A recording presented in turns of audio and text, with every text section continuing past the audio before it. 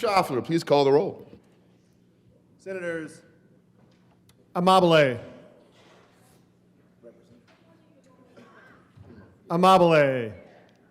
Baisley, Ball, Benavidez, Bridges,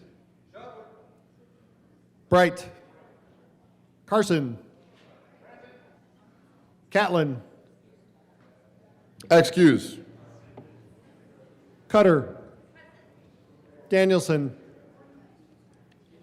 Doherty, Exum, Frizzell, Gonzalez, Hendrickson,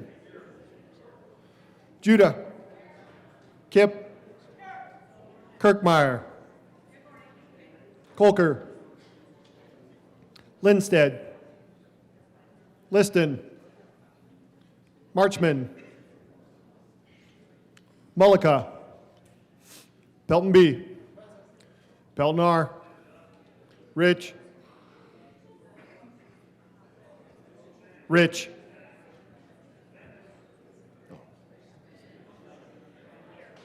Roberts,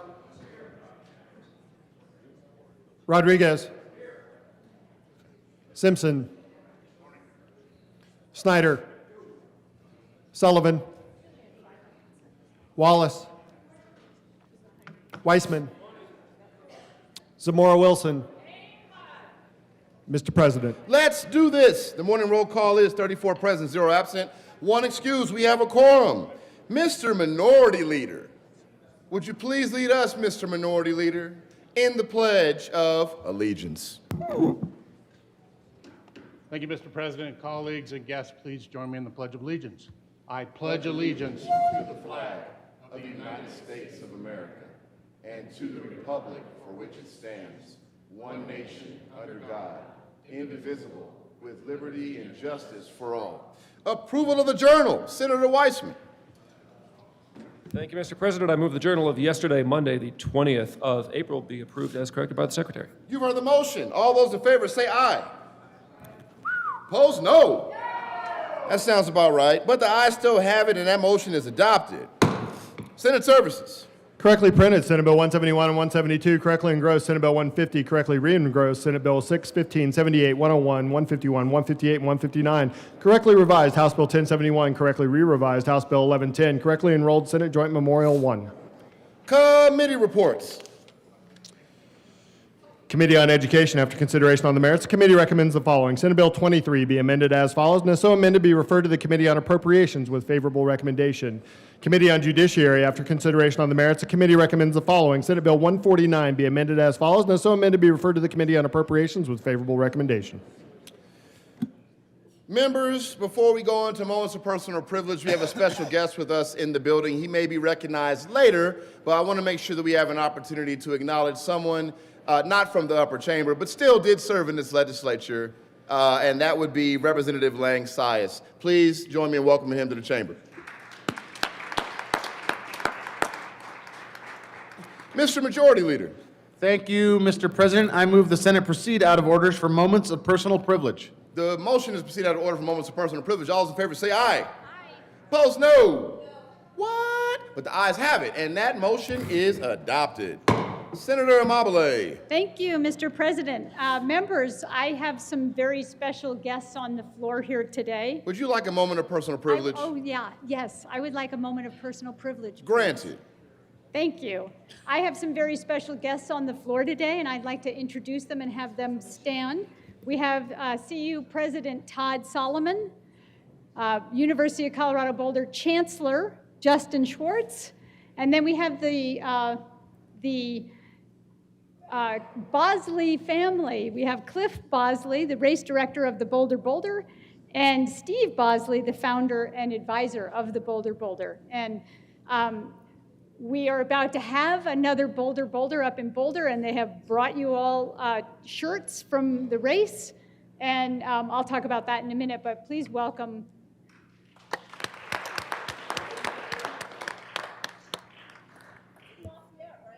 Yeah, the Boulder is in Boulder.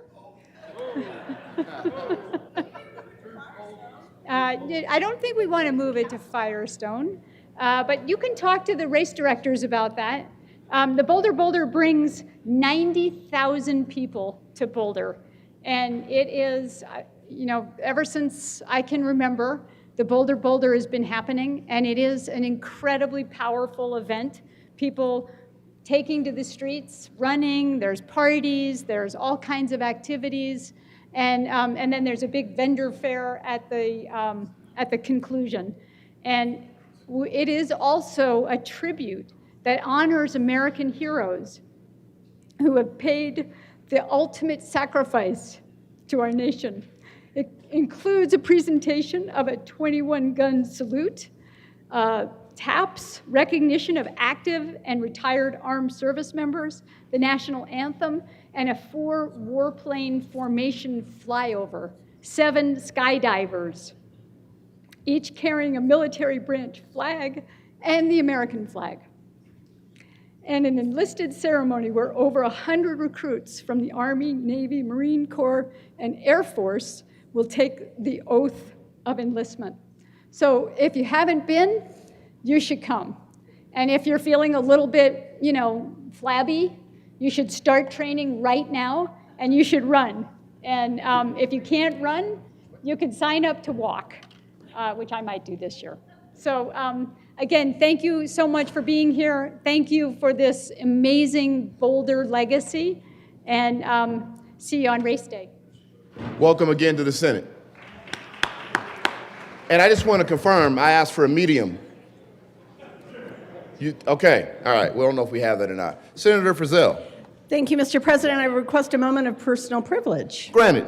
Thank you, Mr. President. I just wanted to acknowledge that we have several members who are participants in the leadership program of the Rockies over here. They are throughout the Capitol. There are some over in that other lower chamber to the northwest of us. But we have several members here, and I just wanted to welcome them here today.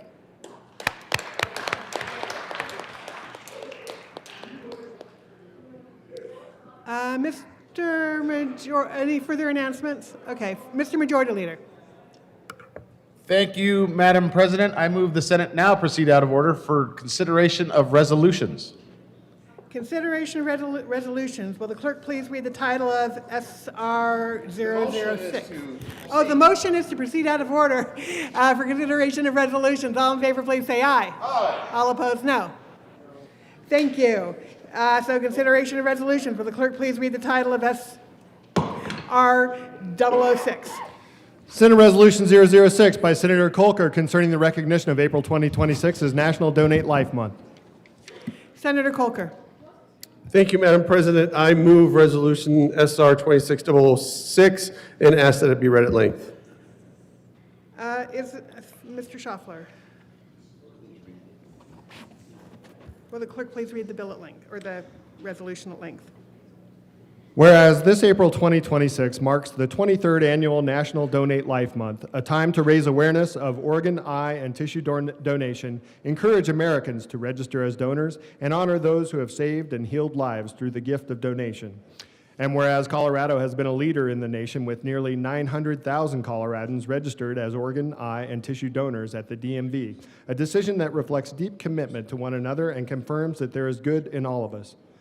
And whereas Donor Alliance, in collaboration with community partners, educates Colorado residents on the life-saving benefits of organ and tissue donation, inspiring them to register as donors and encouraging them to share their decision with their families. When you register to be an organ, eye, and tissue donor, you are giving hope to those awaiting life-saving and healing transplants. And whereas one donor can save up to 8 lives through organ donation, restore sight in up to 2 people through cornea transplants, and save and heal more than 75 people through tissue donation. And whereas in Colorado and Wyoming in 2025, over 300 heroic organ donors provided over 1,000 life-saving transplants, and over 1,800 heroic tissue donors saved and healed more than 140,000 people with tissue grafts. And whereas registering to donate organs, eyes, and tissue gives hope to over 1,300 people currently waiting for a life-saving transplant in Colorado, and over 100,000 waiting nationwide. And whereas organ, eye, and tissue donation would not be possible without our community coming together for one united purpose. Saying yes to be an organ, eye, and tissue donor means you're not just checking a box, you're saving and healing lives. Now, therefore, be it resolved by the Senate of the 75th General Assembly of the State of Colorado, 1, that the Senate recognizes April 2026 as National Donate Life Month, and 2, the Senate recognizes the organ and tissue donors and all the people and families positively impacted by the heroic acts of donors. Be it further resolved that a copy of this resolution be sent to Donor Alliance President and CEO Jennifer Prince. Thank you. Is there any discussion? Senator Liston. Thank you, Madam President. Members, please be seated. Audience, you can please be seated. Thank you. Audience and members, fellow senators, we're very fortunate that our state sees the benefit of organ, eye, and tissue donation, and that our community has stepped up to register to be organ and tissue donors. Thanks to the efforts of Donor Alliance, our hospital system, local tissue banks, and the DMV, for the 11th consecutive year, we've seen growth in our region for organ donation and life-saving transplants, which has been about a 9.5% increase. When a donation occurs in a hospital, a Donate Life flag is often flown to honor the gift of life. Across the country, flags are on display to honor deceased donors and their families. This year, in fact, just a couple, 2-3 weeks ago, we raised a flag on the west steps of the Capitol for the first time in honor of the observance. It was a privilege to be a part of this ceremony, which included representatives from the DMV and Donor Alliance, as well as several of our colleagues from the Senate and House. I could say a lot more. Kind of in conclusion for my comments, I want to encourage all of us to light our own light to help awareness here in the month of April and May. There's some things we can do. We can say yes the next time that you obtain your driver's license to renew and make sure that you too are a donor. Or you can register at donatelife.org. And it's also important to discuss this decision with your family. Thank you, members, for listening. I'll turn it over to my good colleague. Senator Kolker. Thank you, Madam President. April is a month to honor the heroic donors and their families who said yes to organ, eye, and tissue donation. It is also a month to encourage our community about the importance of being a registered donor. Tissue donation is as important as organ donation. Last week, I learned about a patient who had a rare soft tissue cancer that invaded a bone in her leg. The partnership between Centennial's Allosource, which specializes in tissue and bones, and Donor Alliance allowed her to receive a donor femur that saved her leg and continue on her battle against cancer. She has now been without a cancer relapse for 5 years. Members, today we have several special guests with us on the Senate floor, and I'd like to recognize them. If you'd all stand up, please, with Donor Alliance. We have Cindy Corlett, who is also a family friend of mine, who lost her daughter, Molly. Molly checked the box when she was 16 and saved 5 lives by donating 6 organs. Her spirit lives on through Molly's Miracles, a charitable organization promoting the importance of organ donation. Also with us today is the Donor Alliance Executive Leadership Team, Jennifer Prince, Matt Levetro, Laura Jeffries, Dan Lebovitz, Steve Mansfield, and Jennifer Moe. Please give them a round of applause.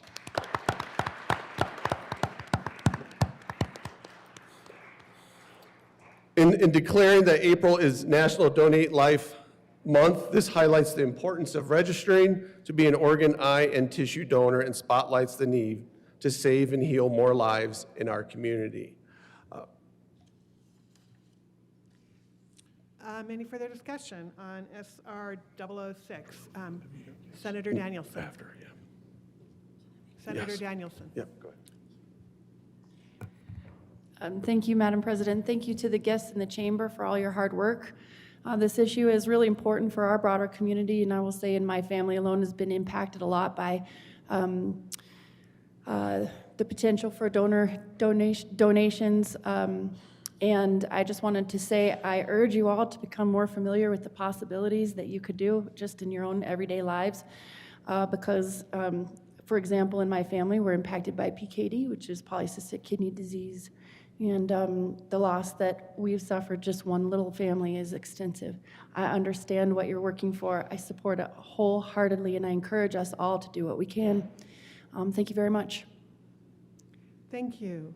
The motion is the adoption of SR 006. Are there any no votes? With a vote of 34 ayes, 0 noes, 0 absent, and 1 excused, the SR 006 is adopted. Co-sponsors, Senator Kolker.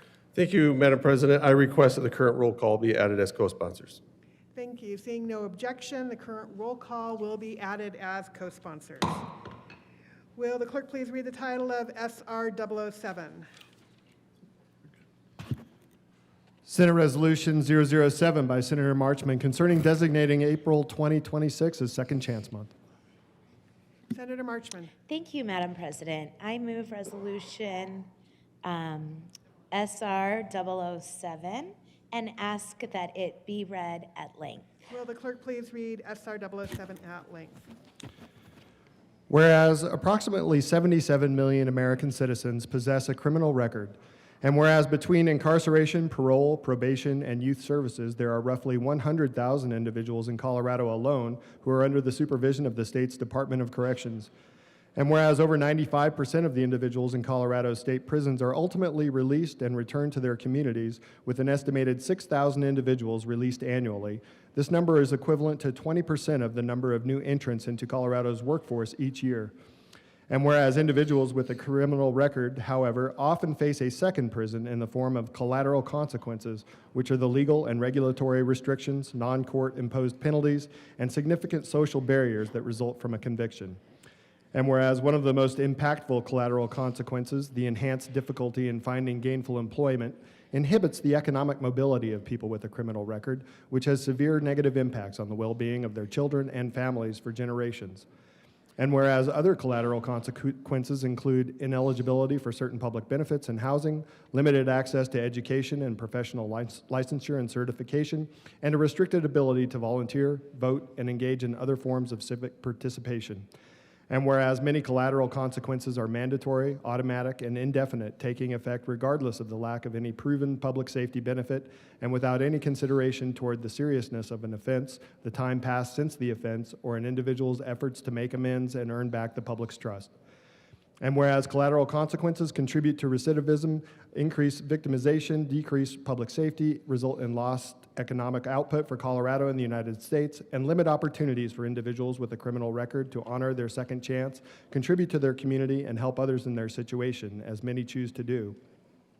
And whereas, for example, Charles Colson, who was convicted of Watergate-related crimes, dedicated his second chance following his incarceration to founding Prison Fellowship, the nation's largest Christian faith-based nonprofit for prisoners, former prisoners, and their families, which has the mission of advocating for criminal justice reforms that validate victims, help transform those responsible for crime, and create safer communities.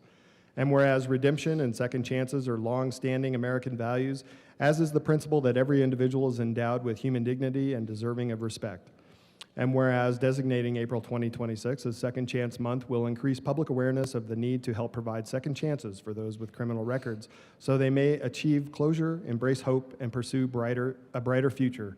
Now, therefore, be it resolved by the Senate of the 75th General Assembly of the State of Colorado that we, the members of the Colorado Senate, 1, designate April 2026 as Second Chance Month.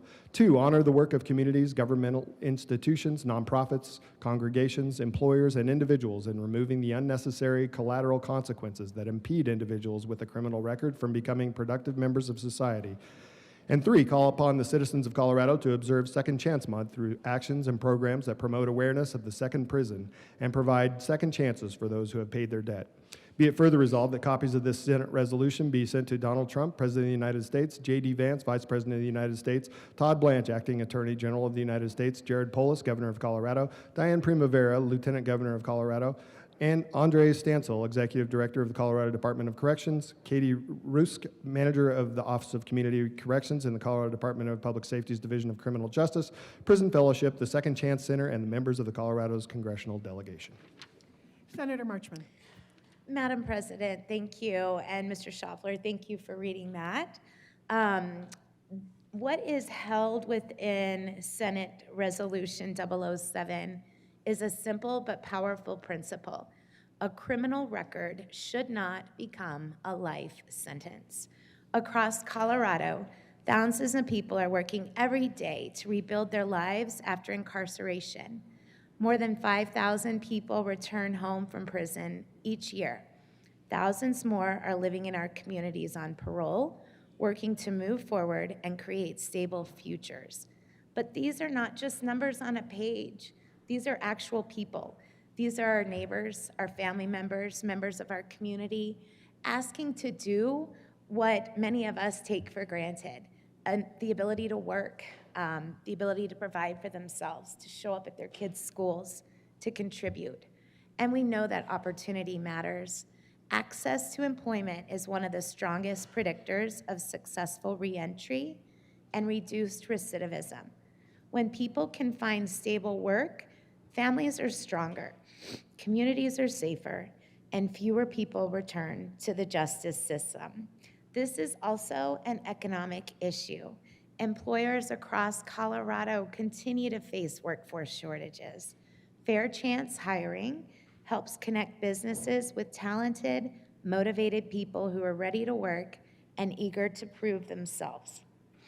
Colorado has already shown leadership in this area through programs like Wages, which helps justice-involved individuals gain the skills, support, and pathways they need to succeed. We should keep building on that progress. Second Chance Month reminds us that accountability and opportunity go hand in hand. We can believe in public safety while also believing in redemption. We can recognize past mistakes while still opening the door to a better future.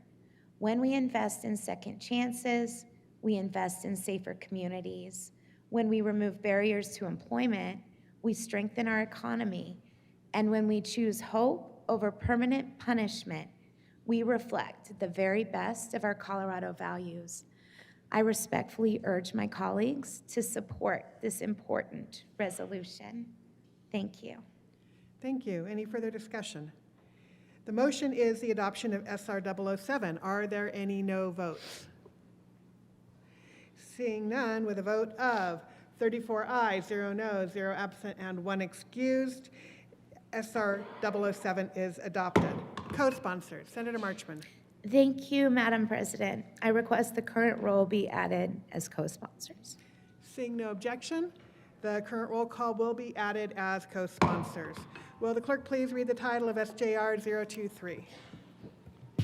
Senate Joint Resolution 023 by Senators Mullica and Coleman and Representatives Bacon and Hartsick concerning recognition of the contributions of Young Americans Bank and Young Americans Center for Financial Education to financial literacy education for students in Colorado. Senator Coleman. Thank you, Madam President. We move SJR 2623 and ask to be read at length. Thank you. Mr. Schaffler, will you please read 023 at length? Whereas the General Assembly enacted House Bill 25-1192 to strengthen financial literacy education in Colorado and to require that beginning with the 2027-28 school year, each school district board of education incorporate financial literacy standards into a course that is required for high school graduation. And whereas financial literacy education equips students with essential knowledge and practical skills related to saving, budgeting, credit, investing, entrepreneurship, and responsible financial decision-making, helping prepare young people for future educational, career, and economic opportunities. And whereas financial literacy education plays an important role in strengthening economic mobility and workforce readiness by equipping young people with the skills necessary to manage money responsibly, build savings, pursue entrepreneurship, and participate successfully in Colorado's economy. And whereas Colorado has a strong interest in ensuring that students not only learn financial concepts in the classroom, but also have opportunities to apply those concepts through real-world experiences that reinforce learning and build lifelong financial capability. And whereas Young Americans Bank and Young Americans Center for Financial Education were founded in Colorado and for more than 37 years have served as pioneering institutions dedicated to youth financial education, youth entrepreneurship, and economic opportunity for young people. And whereas Young Americans Bank was founded in 1987 by cable television pioneer and philanthropist Bill Daniels, whose deep commitment to free enterprise, personal responsibility, and financial literacy led him to create the world's only bank dedicated exclusively to young people, and Daniels founded Young American Center for Financial Education a year later. And whereas Daniels believed that financial education is essential to expanding opportunity and empowering future generations, a vision that also led to the establishment of the Daniels Fund Scholarship Program, which has provided life-changing educational opportunities to thousands of students across Colorado and the Rocky Mountain region. And whereas the enduring legacy of Daniels continues to guide the mission and impact of Young Americans Bank and Young American Center for Financial Education, reflecting his belief that equipping young people with financial knowledge and real-world experience is critical to building strong individuals, communities, and a thriving economy. And whereas Young Americans Bank represents a uniquely Colorado innovation and a nationally recognized model for experiential financial literacy education, providing young people with access to financial services in an environment specifically designed to teach responsible financial decision-making.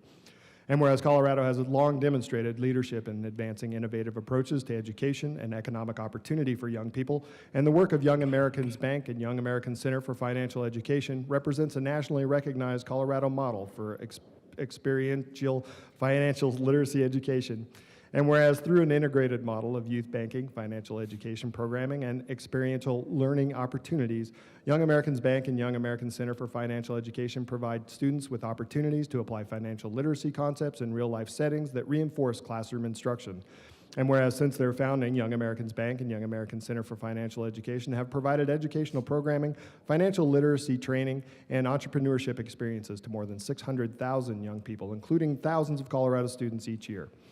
And whereas over nearly 4 decades of service, Young Americans Bank and Young American Center for Financial Education have become trusted Colorado institutions with lasting generational impacts as parents and grandparents who once participated in youth financial education programs return with their own children and grandchildren to provide them the same opportunities to build financial knowledge, confidence, and responsible financial habits.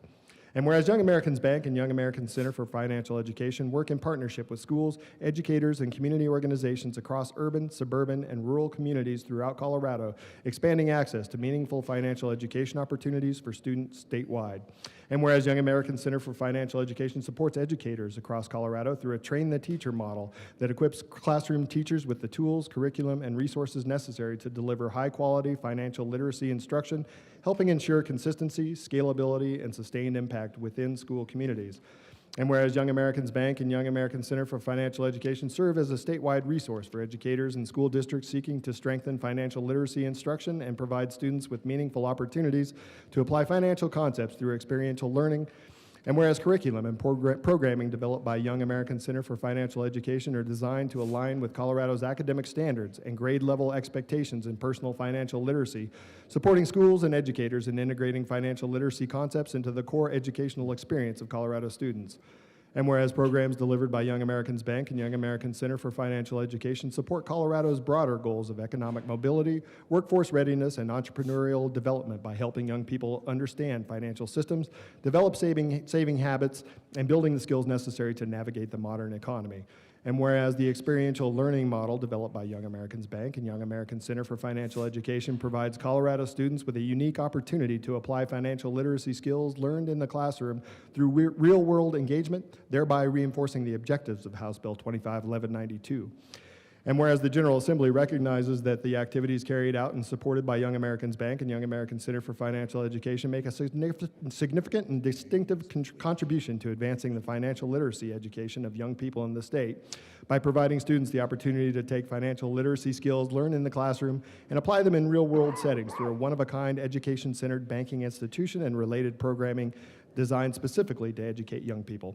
And whereas through 37 years of service and impact, including programming delivered to more than 600,000 young people since inception and in partnership with schools and community organizations across urban, suburban, and rural communities throughout Colorado, Young Americans Bank and Young American Center for Financial Education are uniquely positioned to assist Colorado school districts and educators in advancing the objectives of House Bill 251192 and strengthening financial literacy education for Colorado students.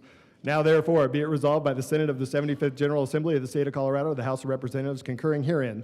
One, that the General Assembly recognizes and commends Young Americans Bank and Young American Center for Financial Education for their longstanding contributions to youth financial literacy education, entrepreneurship education, and economic opportunity for young people in Colorado.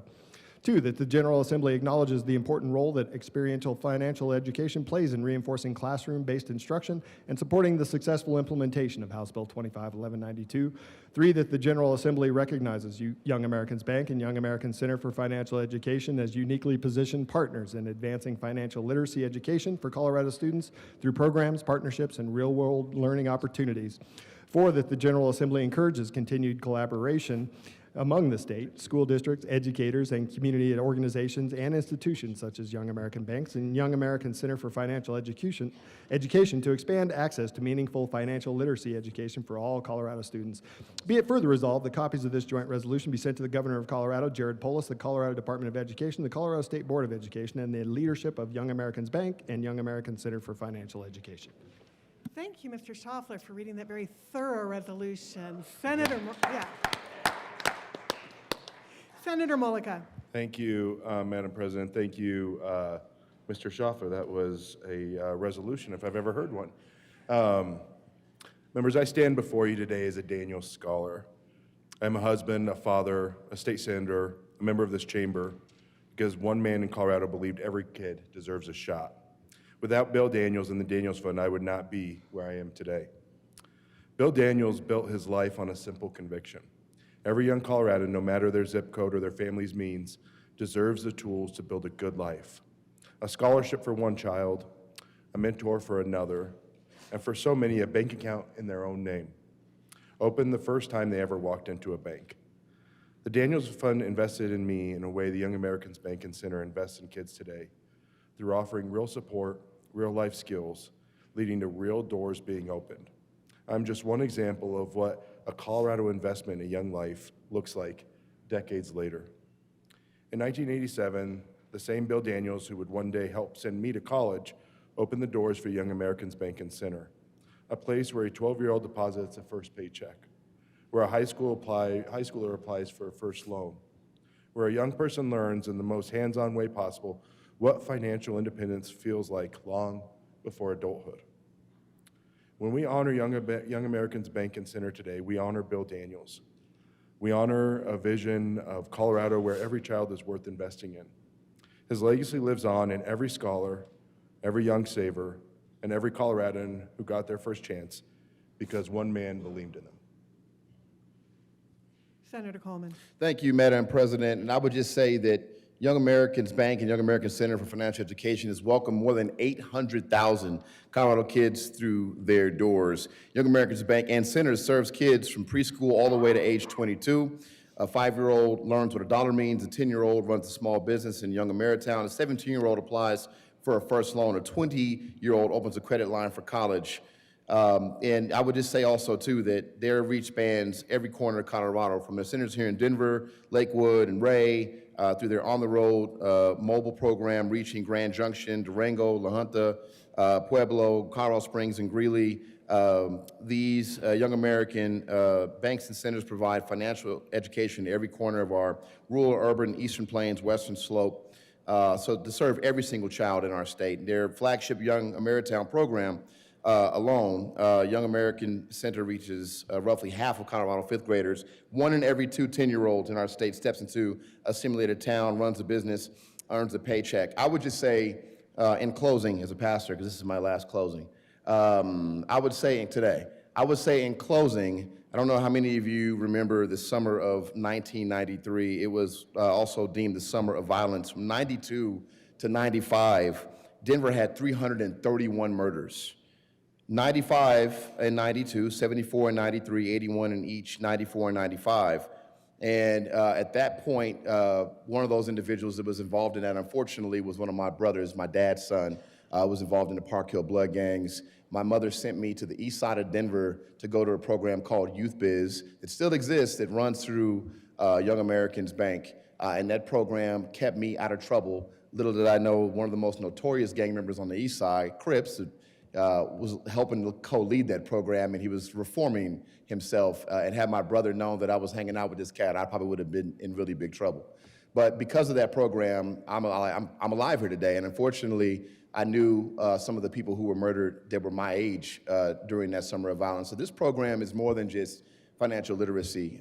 It really is saving lives, and we're grateful for the work that they've done. To our right, please help us welcome, again, Young Americans Bank, the leadership that is here today. Please welcome.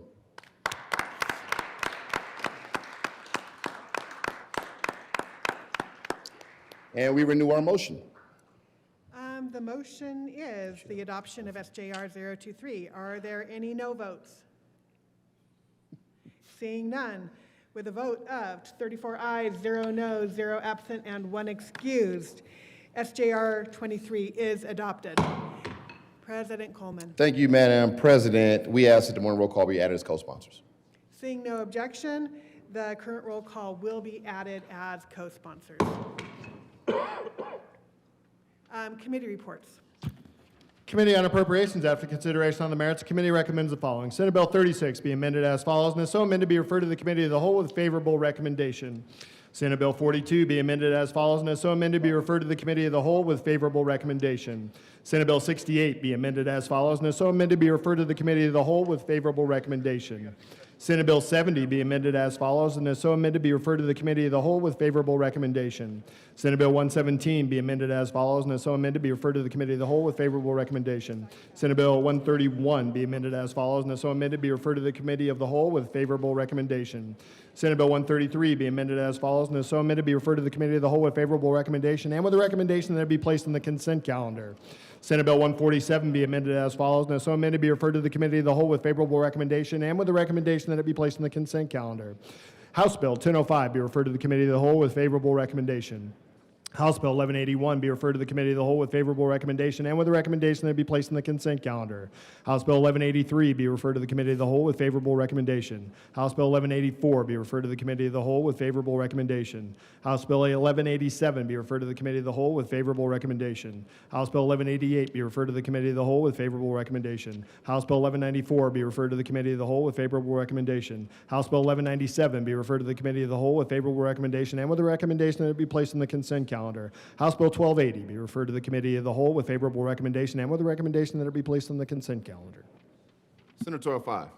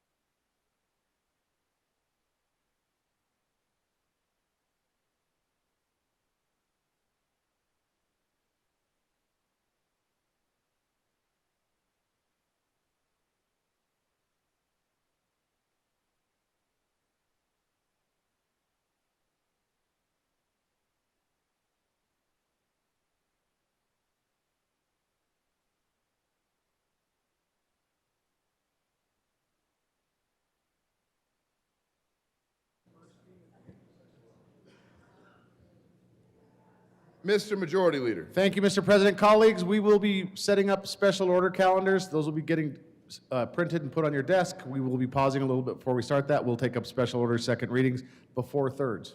Thanks for your patience. And back to Senatorial 5.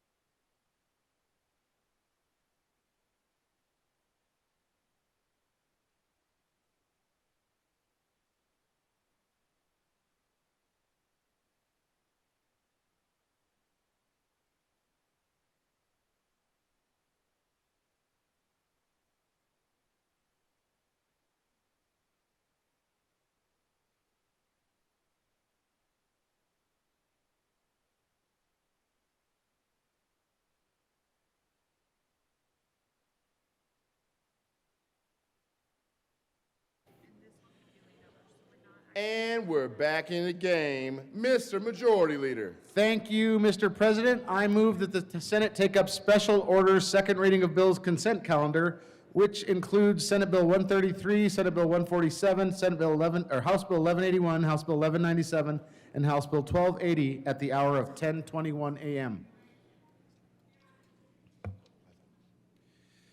What time did you say? 10:21. You've heard the motion. The motion is Senate take up those bills in special orders considered the hour of 10:21 a.m. This requires a 2/3 vote. All those in favor say aye. Opposed, no. What? But the ayes have it. That motion is adopted. Senate will take up those bills listed on special orders consent at the hour of 10:21 a.m. Special orders, second reading of bills consent calendar. Senator Roberts. Thank you, Mr. President. I move that the Senate resolve itself into the Committee of the Whole for the consideration of special orders consent calendar. You heard the motion. All those in favor say aye. Opposed, no. The motion is adopted. The Senate will resolve itself Committee of the Whole for consideration of special orders, second reading of bills consent calendar, and Senator Roberts will take the chair. I want you to put in the script one time, that motion fails. That motion fails, and the Senate will not.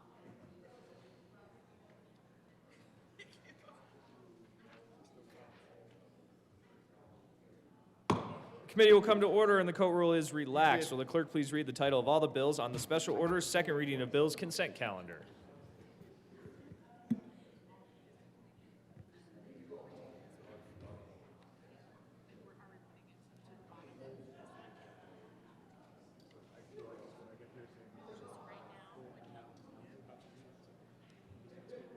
I'll say before I read. I'll make the motion before I read. Majority Leader Rodriguez. Thank you, Mr. Chair. There has been a request to move Senate Bill 147 off of special orders, second reading of bills consent calendar, and put on the bottom of special orders, second reading of bills. Motion is to remove Senate Bill 147 from the consent. It's not a motion. It's not a motion? Nope. All right. Thank you, Mr. Majority Leader. You like that, Bill.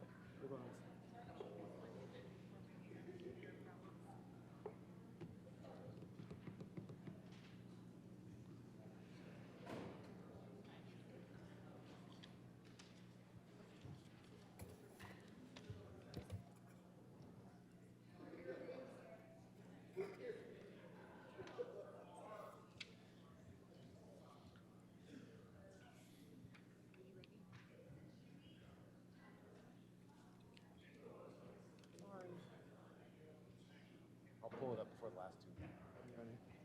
I'll pull it up before the last two when we get to that part of the calendar. So he can ask me to read the bills. Mr. Schaffler, will you please read the title of all the bills on the special orders, second reading of bills consent calendar?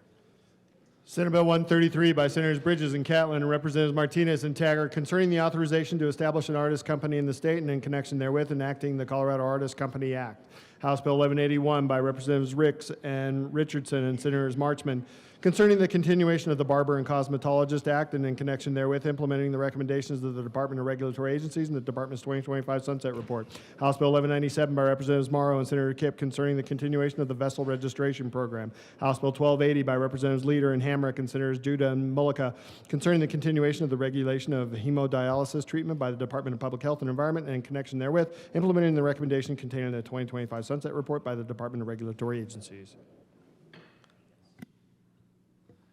Mr. Majority Leader. Thank you, Mr. Chair. I move for the passage of all the bills on special order, second reading of bills consent calendar, and the accompanying committee reports, which is Senate Bill 133 and the Appropriations Report, House Bill 1181, House Bill 1197, and House Bill 1280. Is there any discussion on the committee reports?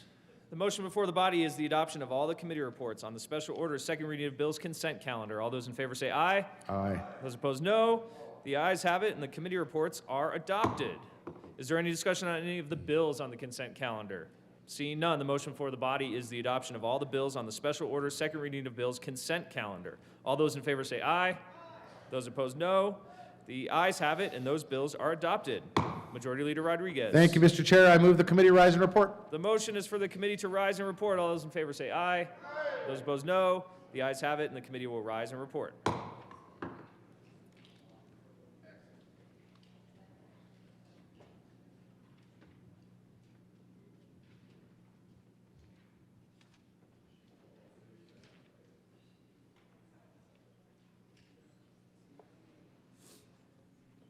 Senate will come to order. Senator Roberts. Thank you, Mr. President. The committee has had a number of bills under consideration. Will the clerk please read the report? April 21st, 2026, Mr. President, Committee of the Whole begs leave to report has had under consideration the following attached bills being the second reading thereof and makes following recommendations thereon. Senate Bill 133 as amended, passed on second reading in order to engross and place in the calendar for third reading and final passage. House Bill 1181, House Bill 1197, House Bill 1280 passed on second reading in order to revised and placed in the calendar for third reading and final passage. Senator Roberts. Thank you, Mr. President. I move the report. The motion is the adoption of Committee of the Whole report. Are there any no votes? With a vote of 34 ayes, 0 noes, 0 absent, and 1 excused, Committee of the Whole report is adopted. Senate Bill 133 is amended, passed second reading, order gross place counter for third reading and final passage. House Bill 1181, 1197, 1280, passed second reading, order revised place counter for third reading and final passage. Majority Leader Rodriguez. Thank you, Mr. President. I move that the Senate take up special order second reading of bills, which are Senate Bill 124, House Bill 1183, House Bill 1184, House Bill 1187, 1188, 1194, Senate Bill 36, Senate Bill 42, and Senate Bill 147 at the hour of 10:27 a.m. The motion, Senate, take up those bills in special orders at the hour of 10:27 a.m. It requires 2/3 vote. All those in favor say aye. Aye. Opposed, no. What? But the ayes have it, and the motion is adopted. Senate will take up those bills on special orders at the hour of 10:27 a.m. Special orders. Second reading of the bills. Senator Bridges. Thank you, Mr. President. I move the Senate resolve itself to the Committee of the Whole for consideration of special orders, second reading of bills. You heard the motion. All those in favor say aye. Opposed, no. The ayes have it, the motion is adopted. The Senate will resolve itself to the Committee of the Whole for consideration of special orders, second reading of bills. And Senator Bridges will take the chair.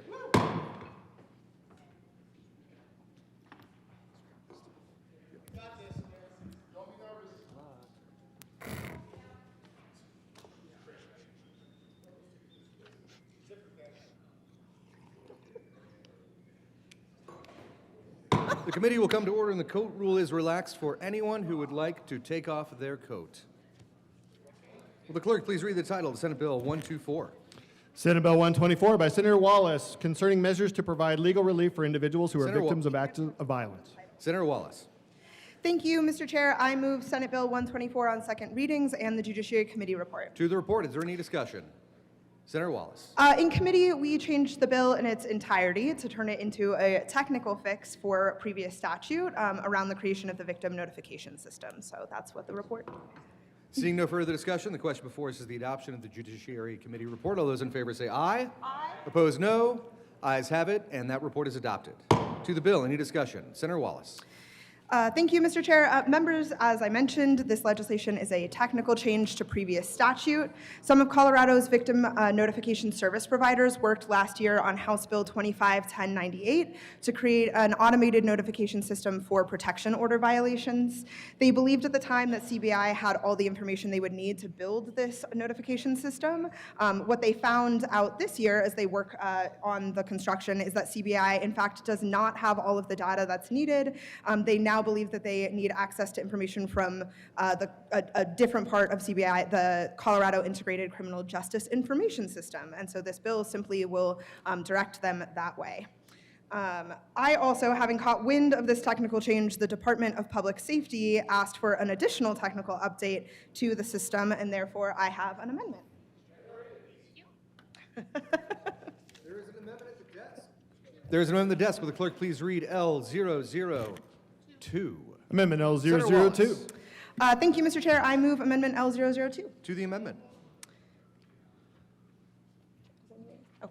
So DPS wants to remove a section of the previously mentioned law specific to CBI's data gathering that implicates Federal Form 4473. The information of those forms is completed by independent FFLs and is not received, reviewed, or readily available to the Bureau. Therefore, DPS does not have the ability to gather it. There's another data provision within 1098 that will help law enforcement identify if a restrained person has been denied a firearm, and that information is accessible. So we're not limiting what is being gathered. We're keeping on with the data and information they need. We're just changing where that source is coming from. And with that, I ask for an aye vote on Amendment L02. Any further discussion of L002? Seeing none, the motion before us is the adoption of L002. All those in favor say aye. Opposed, no. Ayes have it. L002 is adopted. To the bill, any further discussion? Seeing none, the motion before us is the adoption of Senate Bill 124. All those in favor say aye. Opposed, no. Ayes have it, and 124 is adopted. Will the clerk please read the title to House Bill 1183? House Bill 1183 by Representatives McCormick and Duran and Senators Cutter and Pelton B. Concerning the continuation of the licensing of pet animal facilities by the Commissioner of Agriculture in accordance with the Pet Animal Care and Facilities Act and in connection therewith implementing the recommendations contained in the 2025 Sunset Report by the Department of Regulatory Agencies. Senator Pelton. Thank you, Mr. Chair. I move House Bill 1183 in the Ag and Natural Resource Committee report. To the committee report. Thank you, Mr. Chair. So we added 2 amendments in committee, and the 2 amendments were, the first one is that we actually gave people who are going to be sitting on the PACFA advisory board seats that actually pay the majority of the fees. So there's going to be 4 groups that will have one person that sits that represents them. So that's the first amendment. The second one that we put on there actually lines up the effective date for brokers with pet stores from a different bill. So that way it lines up those 2 dates so it's a year out like the other bill. I ask for an aye vote on the committee report. Seeing no further discussion, the question before us is the adoption of the committee report. All those in favor say aye. Aye. Opposed, no. Ayes have it. The committee report is adopted. To the bill, any discussion? Senator Pelton. Thank you, Mr. Chair. So I know this is kind of odd, me being on the Pet Animal Care Act, but I will say this. I met with the people, the reptile folks, all summer long, and their frustration of not having any kind of way to question the rules that were coming down. They spent 6 months on negotiating in rulemaking. And when they came to the final rules, the Ag Commissioner decided to go with the animal activists and chose the way that they were wanting to cage the snakes. So there should be a way to challenge that. So in the House, they actually have a way in the bill where they're going to actually be able to challenge the rulings that are made by these advisory boards. So that's why I got on the bill, was to make sure that we have good representation on the board, that people are paying the fees, and also there is a way to say, we don't agree with this, we sat in this rulemaking for 6 months, we would like to challenge this ruling. That's why I got on the bill. We got those 2 things in there, and then the final thing that I warned the Colorado Department of Agriculture about, if they don't do the transparency that Dora recommended, I will be bringing a bill next year in January to make sure that they're transparent on this PACFA board. Right now, they're not very transparent, and they must have a way to do it. We can't do it this year because of our budget situation, or else I'd be bringing more of a propes, and I know that the JBC can't afford anything more, so we didn't do that. But I did tell them that we will be bringing something next year if they're not transparent. So I ask for an aye vote. Senator Pelton threatening a hissy fit. Senator Cutter. Thank you, Mr. Chair. The good senator from Sterling, my co-prime on this bill, has a lot of feelings that you heard, and I think we ended up in a good place, so I hope you'll support the outcome. Seeing no further discussion, the question before us is the adoption of House Bill 1183. All those in favor say aye. Okay. Opposed, no? The ayes have it, and that bill is adopted. Will the clerk please read the title to House Bill 1184?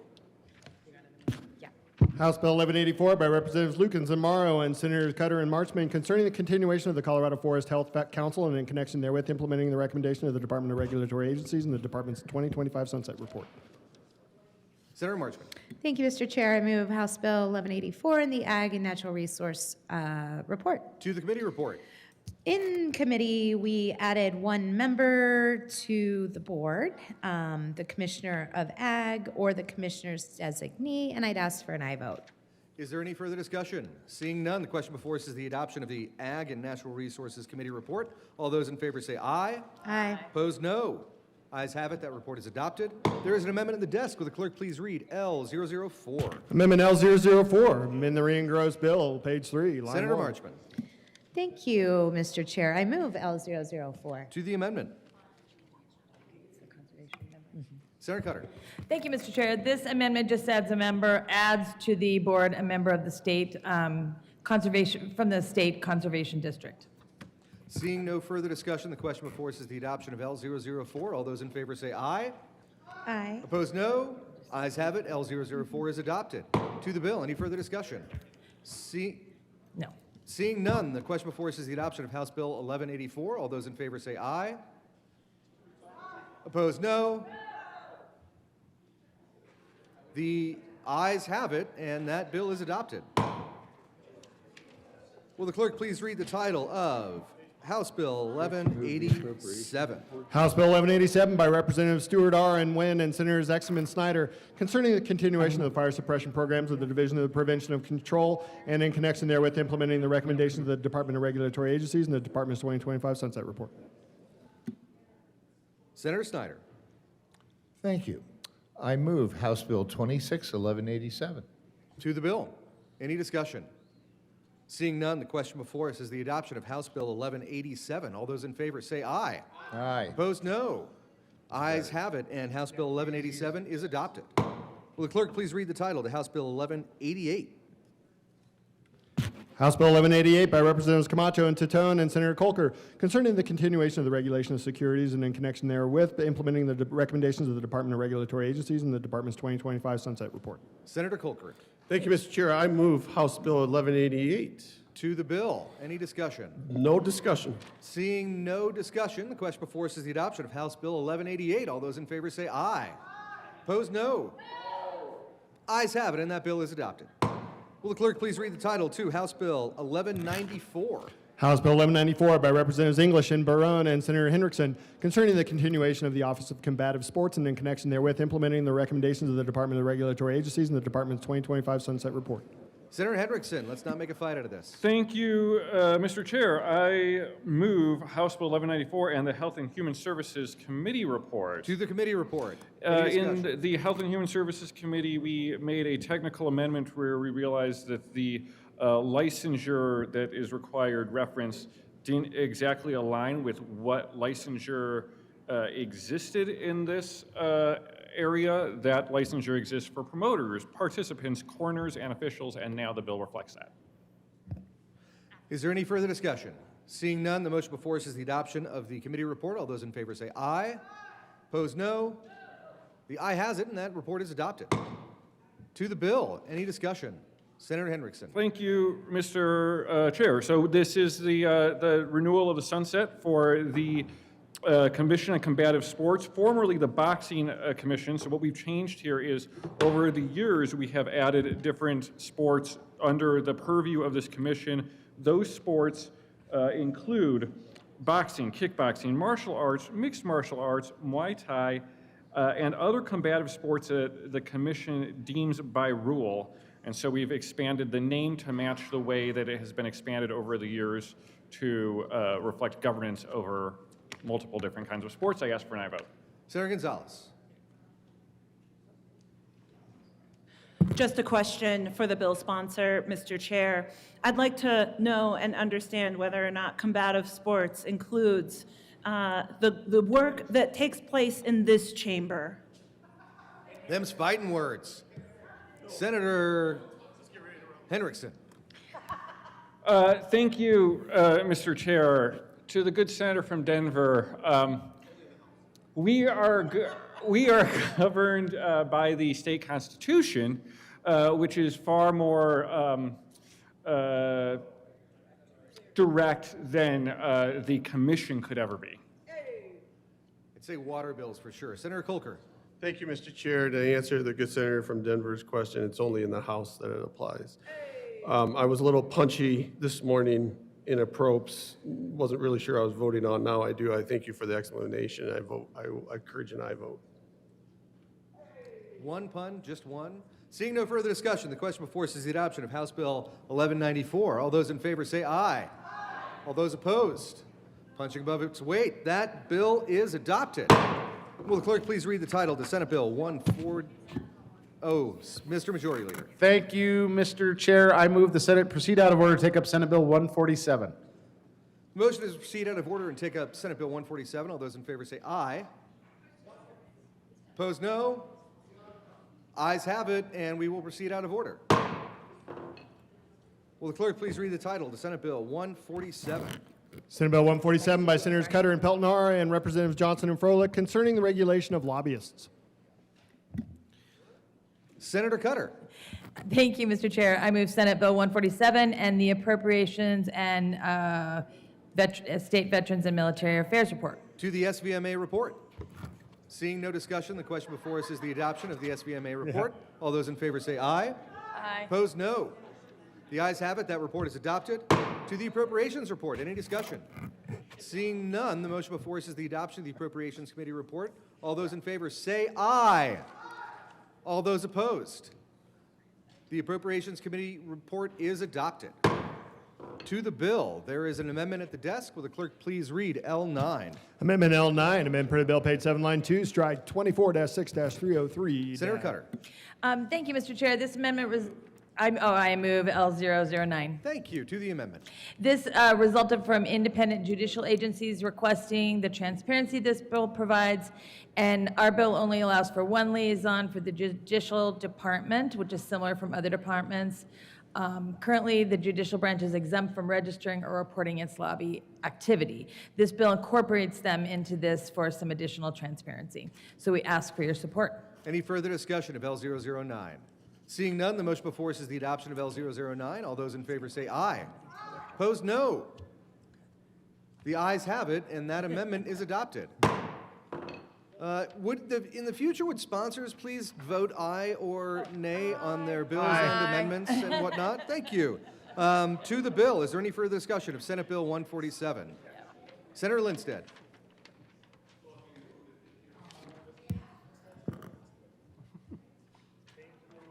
There is an amendment at the desk. Will the clerk please read L6? Amendment L6, amend printed bill page 5, Senator line 11. Lindstedt. Thank you, Mr. Chair. I move L6. To the amendment. Thank you, Mr. Chair. L6 is a pretty simple amendment. What it will do is require that our professional lobbyists we engage with every day are liable for reporting amounts of money that is spent to advocate or oppose bills in this chamber within 24 hours. So pretty simple amendment that I think the lobby could use transparency on. So I ask for an aye vote and would love to hear from the sponsors. Any further discussion? Senator Cutter.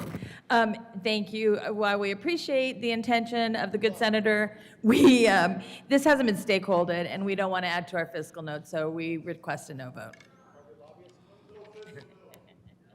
Senator Lindstedt. Thank you, Mr. Chair. I withdraw my request.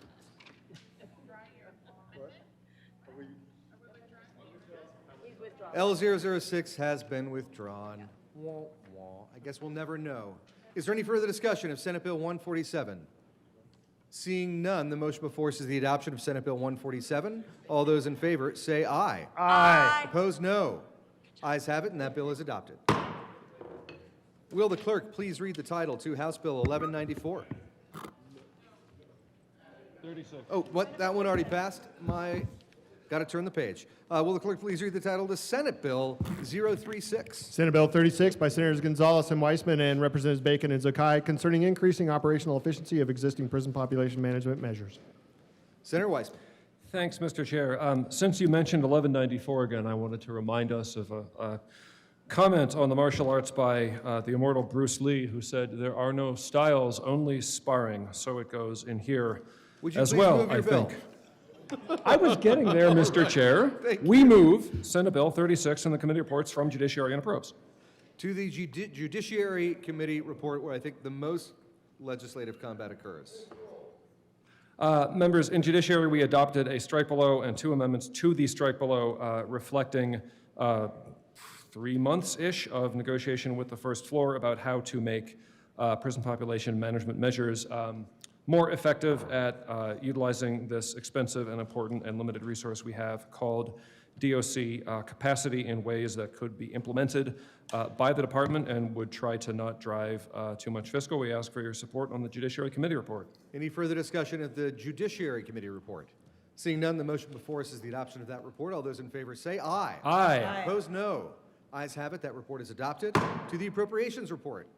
Thank you, Mr. Chair. In Appropes, we struck some remaining language that we had inadvertently missed in the Judiciary Committee that has the effect of zeroing the fiscal impact for the Department of Public Safety by getting rid of some IT need. As a result of that, the net effect of 36 as amended is actually to reduce total required expenditures for fiscal year 27, which is a helpful thing. We ask for your support on the Appropes report. Any further discussion of the Appropes report? Seeing none, the motion before us is the adoption of that report. All those in favor say aye. Aye. Opposed, no. Ayes have it. That report is adopted. To the bill.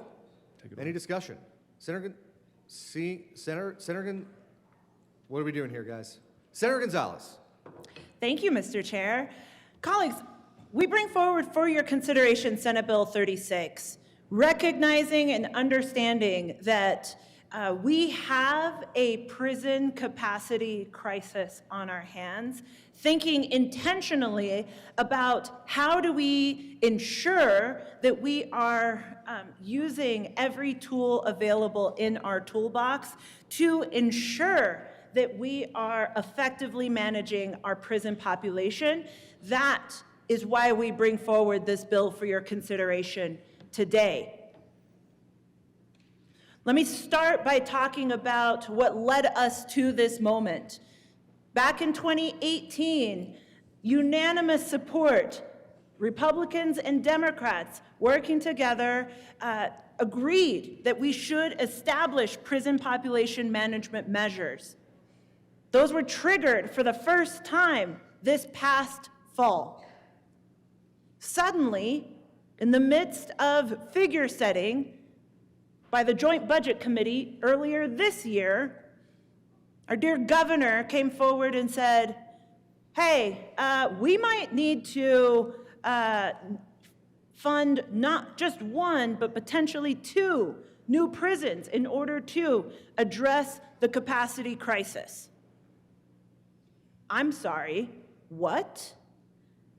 We have been working for months to actually get to the bottom of how do we create a prison population management system that works, that does not continue to rely on and require this sort of crisis mode budgeting and policy making.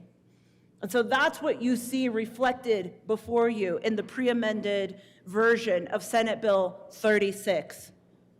Mechanisms to ensure that we are effectively managing Colorado's prison population, that we are addressing the jail backlog, and that we are actually ensuring that when people leave the Department of Corrections, that they can actually go forward and become contributing members of our society.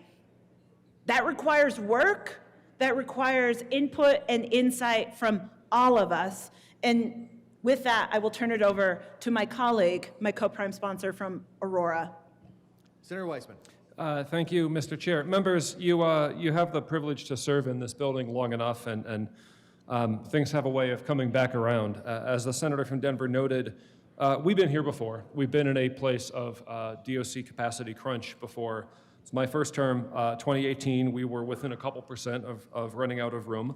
There was a fair bit of consternation, you might even say panic. One of the things that came from that was HB 1410, I think it was, putting in place the PPMM statutes. They were pretty narrowly drawn, as you heard. They only triggered on for the first time after many years last August, and resulted in a whopping approximately 25 people being adjudicated safe enough to begin their parole tail by the parole board. Because experience has shown the existing measures to be too narrowly drawn to be effective, we bring forth this measure as heavily amended and negotiated to simply try to make the mechanism work a little bit better. In short, it essentially does two things. It tries to make sure that system actors, all the way from DAs to defenders to community corrections and more, simply have information about the fact of the correctional capacity crunch. That's the beginning of the bill, that's the end of the bill. Second, there are a set of discretionary measures driving who might, not as guaranteed to be, but who might be released if they go to the parole board and the parole board looks at all the information that has been gathered about folks inside and decides that consistently with public safety, folks can be released. The existing PPMM statute has had a number of exclusions as to who's not eligible in this mechanism. Essentially, folks who've committed a VRA offense and other offenses, we retain those exclusions. They are not in the statute. Again, nobody is guaranteed to get out here. There were provisions about a limited amount of earned time granted in the introduced. That is gone, that has been taken out in the Judiciary Committee. Again, to hit a key point, DOC capacity is very expensive. It is an important resource for managing public safety. We don't scale it very quickly. There is a daily rate that runs away from you pretty fast, as members on the Probes and Budget Committees know. We know in Judiciary it is anywhere from $350,000 to $600,000 per bed CapEx to build a new facility, depending on custody level. The rough numbers about the facility, which is 20 years old and dusty in Huerfano County, were we to try to undertake to buy that, it would cost the state anywhere from $150 to $200 million. As folks know, we don't really have that kind of money lying around right now. I want to remind folks, parole doesn't mean you're out and everything is easy. As a former DOC director put it, he, as the head of the department, still had your freedom. You are under legal restraint when you are on parole. There are places you can't go. There are things you can't do. You have check-ins. You may have other substantive limitations on your liberty as a condition of parole because you did something wrong. You transgressed against public safety. You might have injured individual victims in the VRA sense. So it's appropriate that there be some limitations. Parole is another form of correctional supervision, just like being inside. Ultimately, why do we care about the vacancy rate? Any correctional administrator will tell you they need a couple % slack in the system. There might be mechanical issues in a prison where a pipe bursts or something and you have to move people around. There might be gang issues or other issues where you have to separate inmates and move people around. You need some slack in the system to do that. We know from hearing from our correctional employees that their safety is jeopardized when things get into too much of a crunch. We've had a challenging intersection of vacancy issues, which are getting better, thankfully, and capacity issues. When we are stretching capacity, we may have folks getting called upon to walk a cell block instead of providing treatment, which is what they were ultimately hired to do. That is not good for ultimately preventing recidivation. It is not good, therefore, for public safety. So on net, as negotiated, we have, frankly, a pretty moderate, measured, and entirely discretionary proposal here in SB 36 that will, along with things the Budget Committee has done and other bills that this chamber has already considered, hopefully take some of the sharpest edges off our DOC capacity crunch while preserving public safety. We ask for your support. Thank you. Senator Carson. Thank you, Mr. Chairman. Like to make a few comments on Senate Bill 36, Prison Population Management Measures. Myself and the senator from the Air Force Academy both sit on the Judiciary Committee, and we were both voted against the bill. I think this is basically I would describe it right out of the chute as an unnecessary bill, in my opinion. I don't see the compelling reason to make these changes here. Changing the threshold for these early release mechanisms down from a 3% capacity to a 4% capacity, basically increasing the number and occasions in which early parole can be granted. There's all sorts of technicalities in this bill, but that's basically what it comes down to. another measure, another of a series of measures we've seen so far in this session around early release. We've reduced the number of prisons in Colorado in recent years.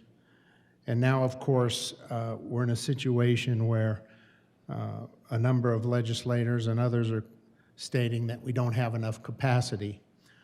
Well, that's clearly a function of the fact that we either didn't plan properly or we deliberately created that scenario. I'm not sure which one it is. It may be a combination of both. But I'm a believer that one of the threshold responsibilities of government is public safety.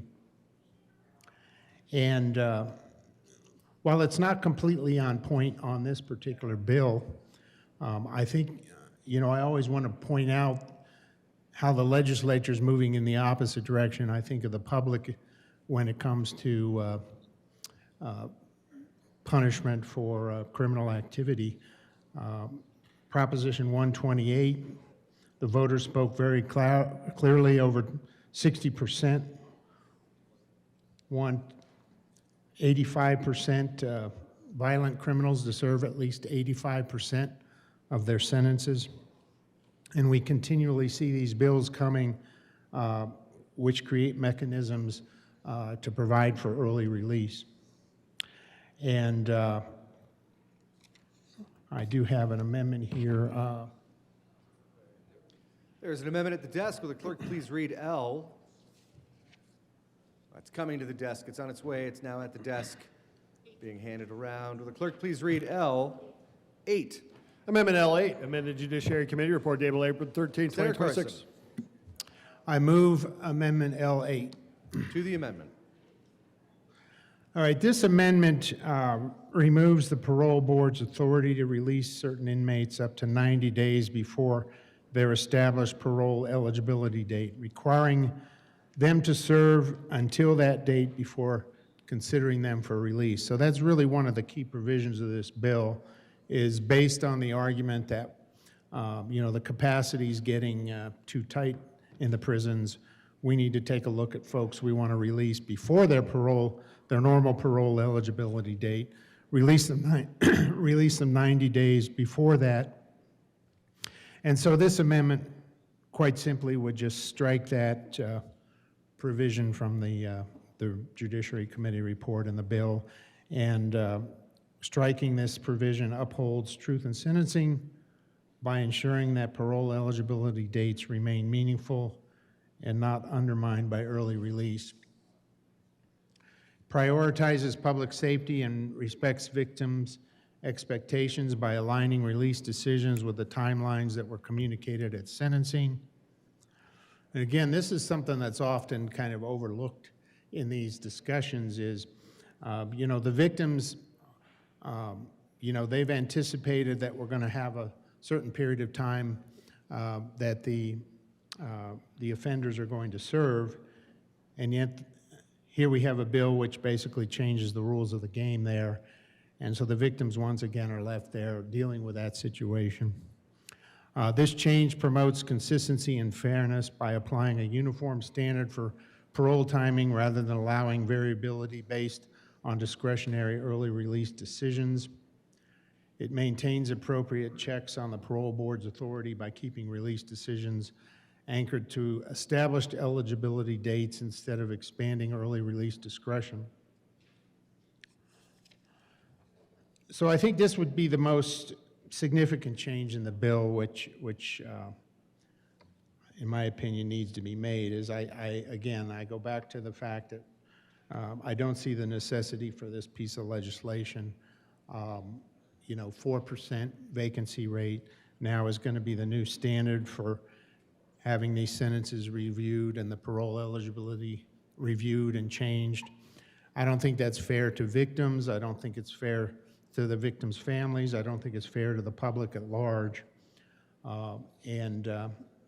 This amendment really is, once again, built around ensuring public safety out there and making sure that sentences are carried out as was agreed at the beginning of the process. So I would urge an aye vote for Amendment L8. Senator Weissman. Thanks, Mr. Chair. Members, I'm going to ask for a no vote on L8, and I want to explain a little bit about why. The provision that we're talking about here, page 7, lines 13 to 16, fits in a specific and limited way in the overall architecture of PPMM as amended in the committee report. So we have the triggering threshold, which is if we go below 4%, then we have a set of entirely discretionary measures that may happen. I mean, the point is we look at who's inside, we look at why they're inside, we screen certain people out based on their offense, and essentially the parole board gets a look at them, and they might say no to 100% of people, and if that's where the facts lead the parole board, then frankly that's the right outcome. Starting the bottom of page 6, we have sort of a second level of measures. If everything we've been doing, to summarize, does not result in getting us above 5%, which is the point where PPMM would turn off, 120 days after we trigger on the mechanism, so 4 months, then you have a second set of discretionary measures. So again, are we in PPMM at all? First question. After 4 months, are we not out of the woods, so to speak? Only if after 4 months other measures haven't worked, then we phase into the second tranche of measures that are set forth in sub D, pages 6 to 7, one of which is this idea of an additional list of folks going to the parole board. Not that they're going to be released, only that they may be considered.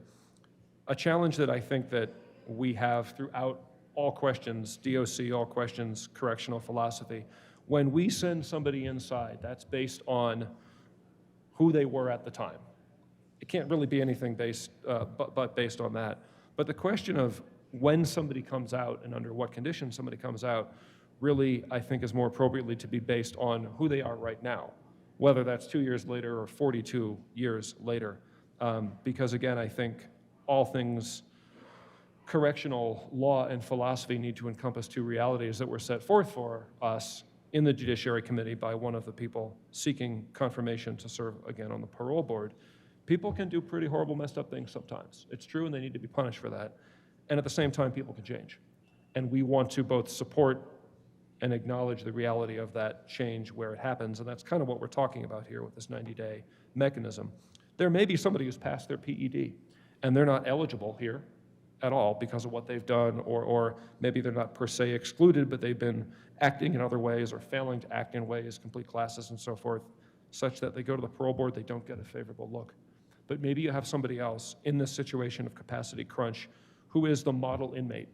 And maybe they're not at PED, maybe they're PED minus 40, just to make up a number. And objectively, that person might be less of a risk. They might have done more to earn beginning their parole tail, which is anywhere between 1 year and 3, depending on the offense class.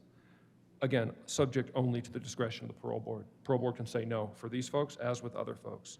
So we're just talking about broadening the net, getting a little bit more of a possible universe of folks before the parole board so that they can make their decision. As a reminder, parole board are folks with correctional experience by statute. And actually, if you look at who's on the board now, I would say they're even heavier toward correctional system prior experience than they've tended to be in the past. So we're just talking about a discretionary mechanism in a sort of second order, only if necessary way. For that reason, I think it makes sense to leave it in the bill, and I'm going to ask for a no vote on the amendment. Senator Zamora-Wilson. Thank you, Mr. Chair. And I appreciate the explanation. Yes, people can change, but there's also consequences for their actions, and we must also hold that, because that's also that, if you want to call it, is an incentive in itself to prevent reoccurrence of those crimes if the penalty is appropriate. We also have to think about the victims. When a person is going to be released, the victim is also preparing themselves mentally and physically. Some may increase their security. And when that time frame is shortened, that can cause an incredible anxiety for that victim. And so I support this amendment, and I think it's beneficial. We need to think of the victims and remember what they're going to go through during these early releases. The anxiety, the extra protection, and also the feeling of there was no justice. They didn't serve their time. So I rise in support of, what are we at L008? Thank you. Is there any, Senator Carson? Thank you, Mr. Chairman. One final comment, couple of final comments on Amendment L008. You know, earlier today we passed a resolution titled Second Chances, and we voted for that unanimously. I think we all believe in that principle. People should have a second chance, but to me that's based upon accountability as well. And the accountability part, you get the second chance when you've served your sentence, when you've been accountable to the public and to the victims for the crimes that have been committed.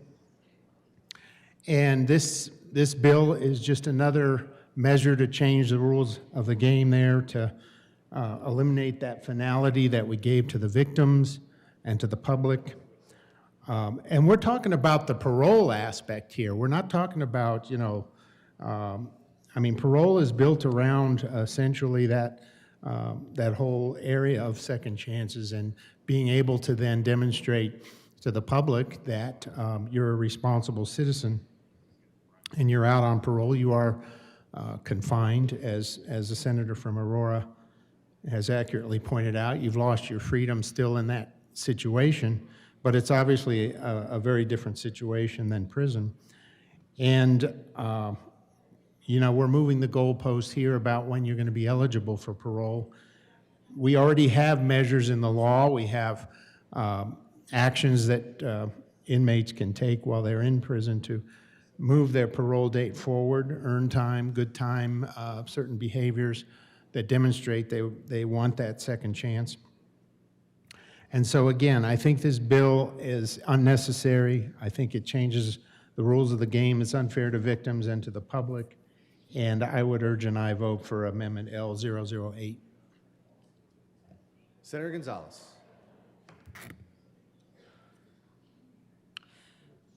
To the senator from El Paso County, let me just be clear. We don't pick and choose who gets to have access to rehabilitation. We don't pick and choose who gets access to redemption. I may have a particular policy disagreement with President Trump going and pardoning J6 protesters, but guess what? I don't make those decisions, and neither do any of us here in this chamber. The parole board makes those decisions and determinations. So when it comes to L8, which seeks to strike even the parole board's ability to make the determinations on who has access to and when they ought to be able to seek release. Those are decisions that are made by the parole board. This is an important factor to maintain within this bill. I ask for a no vote on the amendment. Seeing no further discussion, the question before us is the adoption of L008. All those in favor say aye. Aye. Opposed, no. No. The noes have it, and L008 is lost to the bill. Any further discussion? Senator Zamora-Wilson. Thank you, Mr. Chair. I also want to point out the obvious that in the past decade, we've had 7 prisons closed. I mean, so it's, are we surprised about the population? So just, it's something to think about as we have these discussions. So for those that argue that this bill reduces incarceration costs through early release mechanisms, Those savings are uncertain and potentially offset by increased costs in parole supervision, community corrections programs, and reentry services. Additionally, if early release results in higher recidivism rates, downstream costs to law enforcement, courts, and victims could outweigh any short-term prison savings. There's also a risk of cost shifting rather than cost reduction, moving expenses from state prison systems to local governments, probation departments, and social services without actually reducing the total burden on taxpayers. From a policy standpoint, the bill raises concerns about consistency and predictability in sentencing. Expanding administrative discretion, particularly in awarding earned time or accelerating parole, can create unequal application of justice depending on institutional capacity rather than legal merit. There's also public safety considerations. Rapid releases or expedited parole decisions under capacity pressure may reduce the thoroughness of review processes, potentially increasing risks to communities. Victims may feel justice is undetermined or undermined if sentences are effectively shortened due to system capacity rather than legal standards. Additionally, the bill erodes trust in the criminal justice system by signaling that sentencing outcomes are flexible based on operational constraints rather than rule of law principles. And when we look at unintended consequences, the key unintended consequence is the creation of perverse incentives within the system. If capacity thresholds trigger early release mechanisms, then there may be less urgency to pursue long-term infrastructure or policy solutions to prison overcrowding. As I just mentioned, in the last decade, we've had 7 prisons close. The bill could also lead to disparities in how inmates are treated, as those nearing release dates benefit disproportionately from earned time expansions while others do not, raising equal protection concerns. And finally, local communities may bear increased burdens as more individuals are transitioned into parole or community correction programs without sufficient local resources to manage them effectively. So I have concerns about how this policy is structured. This bill shifts decision-making away from the courtroom and into administrative processes, allowing release timelines to be influenced by system capacity rather than the rule of law. That undermines consistency in sentencing and raises real concerns about fairness and accountability. It also creates additional bureaucracy on ongoing costs for taxpayers while shifting the burden from prisons to parole systems and local communities. We should be focused on solutions that uphold public safety, maintain the integrity of our justice system, and address root causes, not policies that risk uneven application of the law. And so I have another amendment. There's an amendment at the desk. Will the clerk please read L 006? L006, amend Judiciary Senator Committee Zamora report. Wilson. Thank you, Mr. Chair. I move L006 to the amendment. SB 36. To the amendment. Thank you, Mr. Chair.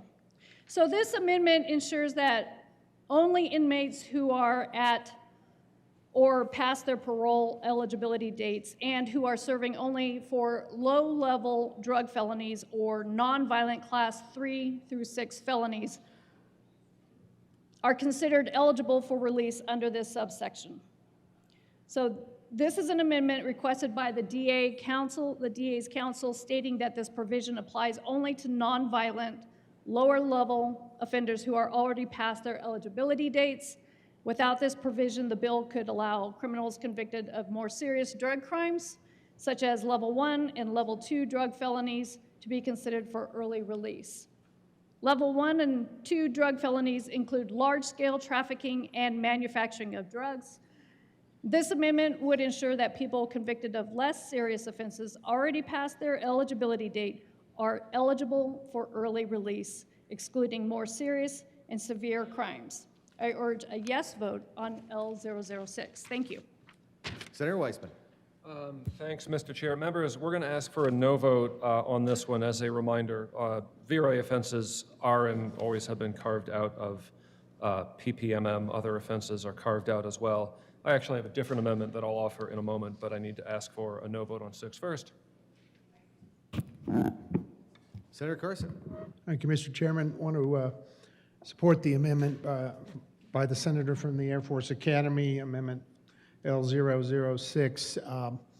I think we should listen to the District Attorney's Counsel on this one. It simply says, it's a very simple amendment, basically says let's confine these early release provisions in this bill to the less serious, the nonviolent offenses. You know, right now, you can have the early release apply to categories such as level 1 and 2 drug felonies, including large-scale trafficking and manufacturing of drugs. I don't see the argument there, the necessity there to put more early release provisions around those type of offenses. We all believe in second chances, but let's make sure we have the accountability as well. So I would urge an aye vote for Amendment 6. Is there any further discussion? Seeing none, the question before us is the adoption of L006. All those in favor say aye. Aye. Opposed, no. Noes have it, and L006 is lost. Is there any further discussion of Senate Bill 36? Senator Weissman. We have an amendment. There is an amendment at the desk. Will the clerk please read L5? Amendment L5. Senator Weissman. Thank you, Mr. Chair. We move L5 to Senate Bill 36. So moved. To the amendment. Members, to the point of the prior conversation, this amendment would exclude from eligibility in the PPMM mechanism drug felony 1. That is the highest level drug offense we have, with a presumptive range of 8 to 32 years. We didn't want to go as far as the prior amendment, but we're willing to make this concession. The top of the amendment also fixes a technical error from the Judiciary Committee report. Ask for a yes vote on 5. Seeing no further discussion, the question before us is the adoption of Amendment L005. All those in favor say aye. Aye. Opposed, no. Ayes have it. That amendment is adopted. To the bill, Senator Carson. Thank you, Mr. Chairman. Give this to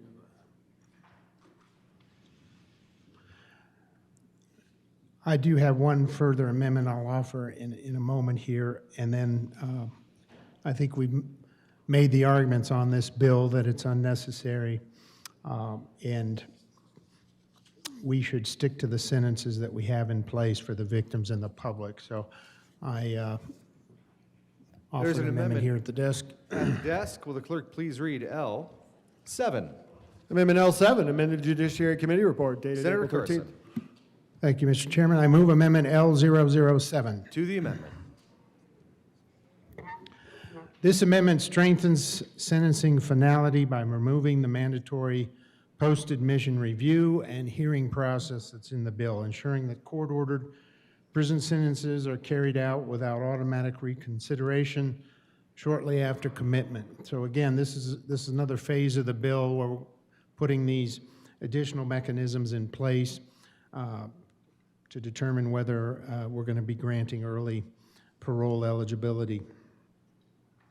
The amendment strikes a provision that if someone has been admitted to the custody of the Department of Corrections and is already within 90 days of their parole eligibility date, the bill requires the judge to file a motion for reconsideration leading to a hearing where the defendant's sentence can be changed. So this amendment takes that provision out. This amendment would strengthen the finality of sentencing by removing the requirements for automatic post-admission reconsideration hearings shortly after an offender enters DOC custody. Additionally, this amendment preserves judicial resources by eliminating a mandatory process that could duplicate issues already addressed at sentencing and during the plea or trial phase. So again, the bill in numerous places is reopening the whole sentencing process, looking for ways we can grant early parole eligibility. As I've made the point before, I don't think that's fair to the victims and their families and to the public. Folks should be accountable for the crimes they've committed. They're close to eligibility. Let's carry out those sentences as they were handed down. Senator Weissman. Thank you, Mr. Chair. Going to ask for a no vote. Members, what we have in here is a pretty narrow mechanism to respond to an oddity that can just pop out of our correctional system. If somebody's going inside on a particularly short sentence, it could be a 6, it could be somebody who was sentenced in the low end of an F5, and for any mix of reasons, they have been in a county jail in a pre-DOC posture for quite a while, and they get credit served for that for constitutional reasons. You could have this scenario where you are going into DOC very close to, even past your PED. This is known, whatever side of these issues you're on, this is just a fact situation known by everybody in the criminal legal space. It's a bit of an oddity, and if we're at 10% vacancy, maybe we don't care. But again, the world that we're in this bill is we're not at 10% vacancy, we're below 4% vacancy, or we're not talking about these measures. So the question is, in this situation where somebody is already at their legal parole eligibility or close to it, and not serving a VRA offense, and not serving any of a variety of sex offenses that are listed and excluded and long have been, now we have this mechanism. Can there possibly be, not automatically, but might there be a different decision with an eye toward safety and capacity? We did do an amendment in committee to make an actual hearing discretionary on the court. That was in response to concern from victim advocacy organizations who maybe didn't want to have to show up at a hearing. So we made that change for that reason, and I think it's a fair change. Again, we have just sort of a set of options here. We need to preserve the options, so I'm asking for a no vote on 7. Seeing no further discussion, the question before us is the adoption of L007. All those in favor, say aye. Aye. Opposed, no. No. The noes have it, and 007 is lost. To the bill, is there any further discussion of Senate Bill 36? Seeing none, the question before us is the adoption of Senate Bill 36. All those in favor say aye. Aye. Opposed, no. Ayes have it, and Senate Bill 36 is adopted. Will the clerk please read the title to Senate Bill 42? Senate Bill 42 by Senators Weissman and Amabile and Representatives Zakai and Sirota, concerning the classification of certain state revenue for the purposes of calculating state fiscal year spending pursuant to Section 20 of Article 10 of the state constitution, and in connection therewith clarifying the statutory definitions of collections for another government or damage awards and damage awards. Senator Weissman. Senator Weissman. Thank you, Mr. Chair. We move 42 in the committee reports from Finance and Appropriations. To the Finance report, any discussion? In the Finance Committee report, we added something that we missed in the introduced bill. Ask for a yes vote. Is there any further discussion? Seeing none, the question before us is the adoption of the Finance Committee report. All those in favor say aye. Aye. Opposed, no. Ayes have it. That oversight will be corrected. To the Appropriations report, Senator Weissman. Thanks, Mr. Chair. In Appropriations, we struck a number of provisions out of the introduced bill and added one provision in the way of collection for the federal government, believe it or not, that had been identified. Subsequent to introduction, imagine that the Appropriations Committee made an appropriation. We ask for a yes vote. Are there any further discussion of the Appropriations report? Seeing none, the question before us is the adoption of the Appropriations Committee report. All those in favor say aye. Aye. Opposed, no. Ayes have it, and that report is adopted. To the bill, any discussion? Senator Amabile. Thank you, Mr. Chair. This bill is just fidelity to the rules and allowing us to not have to count revenue that is for another government entity as part of our Tabor cap, and will save us room under the Tabor cap to do the things that the people of Colorado have asked us to do. Seeing no further I'm kidding. Mr. Minority Leader. Thank you, Mr. Chair. We did hear this in Finance Committee eons ago, seems like.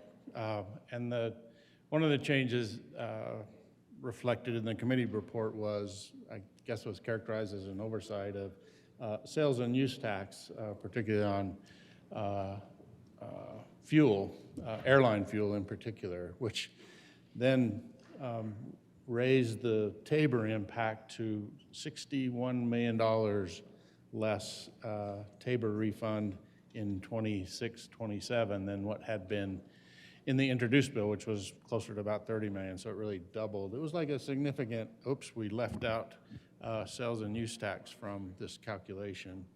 And again, we've been in this space, I guess, since implementation of Tabor 30 or 40 years ago. I'm not sure why now this is rose to the level of, oh, we should capture this as not part of the Tabor calculation. And it's pretty significant.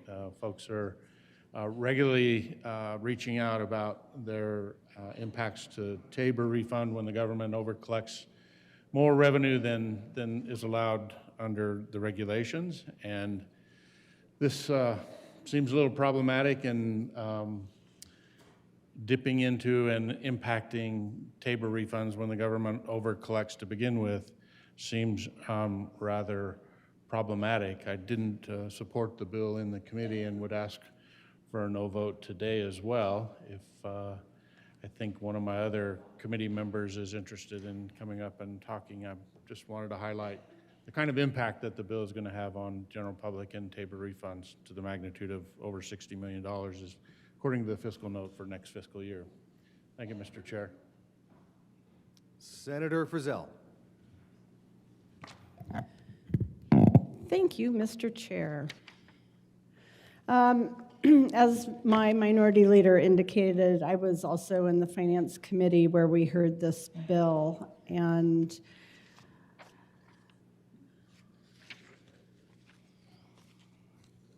you know, we've been down this road, and I apologize, I was not in appropriations this morning, so I'm not really clear, without having those amendments that were passed, what particular portions of the bill were amended out. So I think I'm going to speak in more general terms.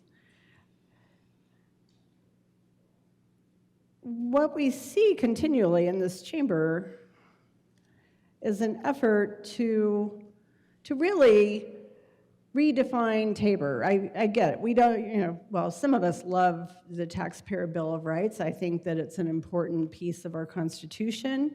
It was something that the voters voted on back in 1992 and passed. It has consistently, year after year after year, in polling, been an extraordinarily positive measure, because what it fundamentally does is it restricts the growth of government. I think that's a great thing. I think it's fantastic to restrict the growth of government, because I don't believe that government is the solution to all of our problems.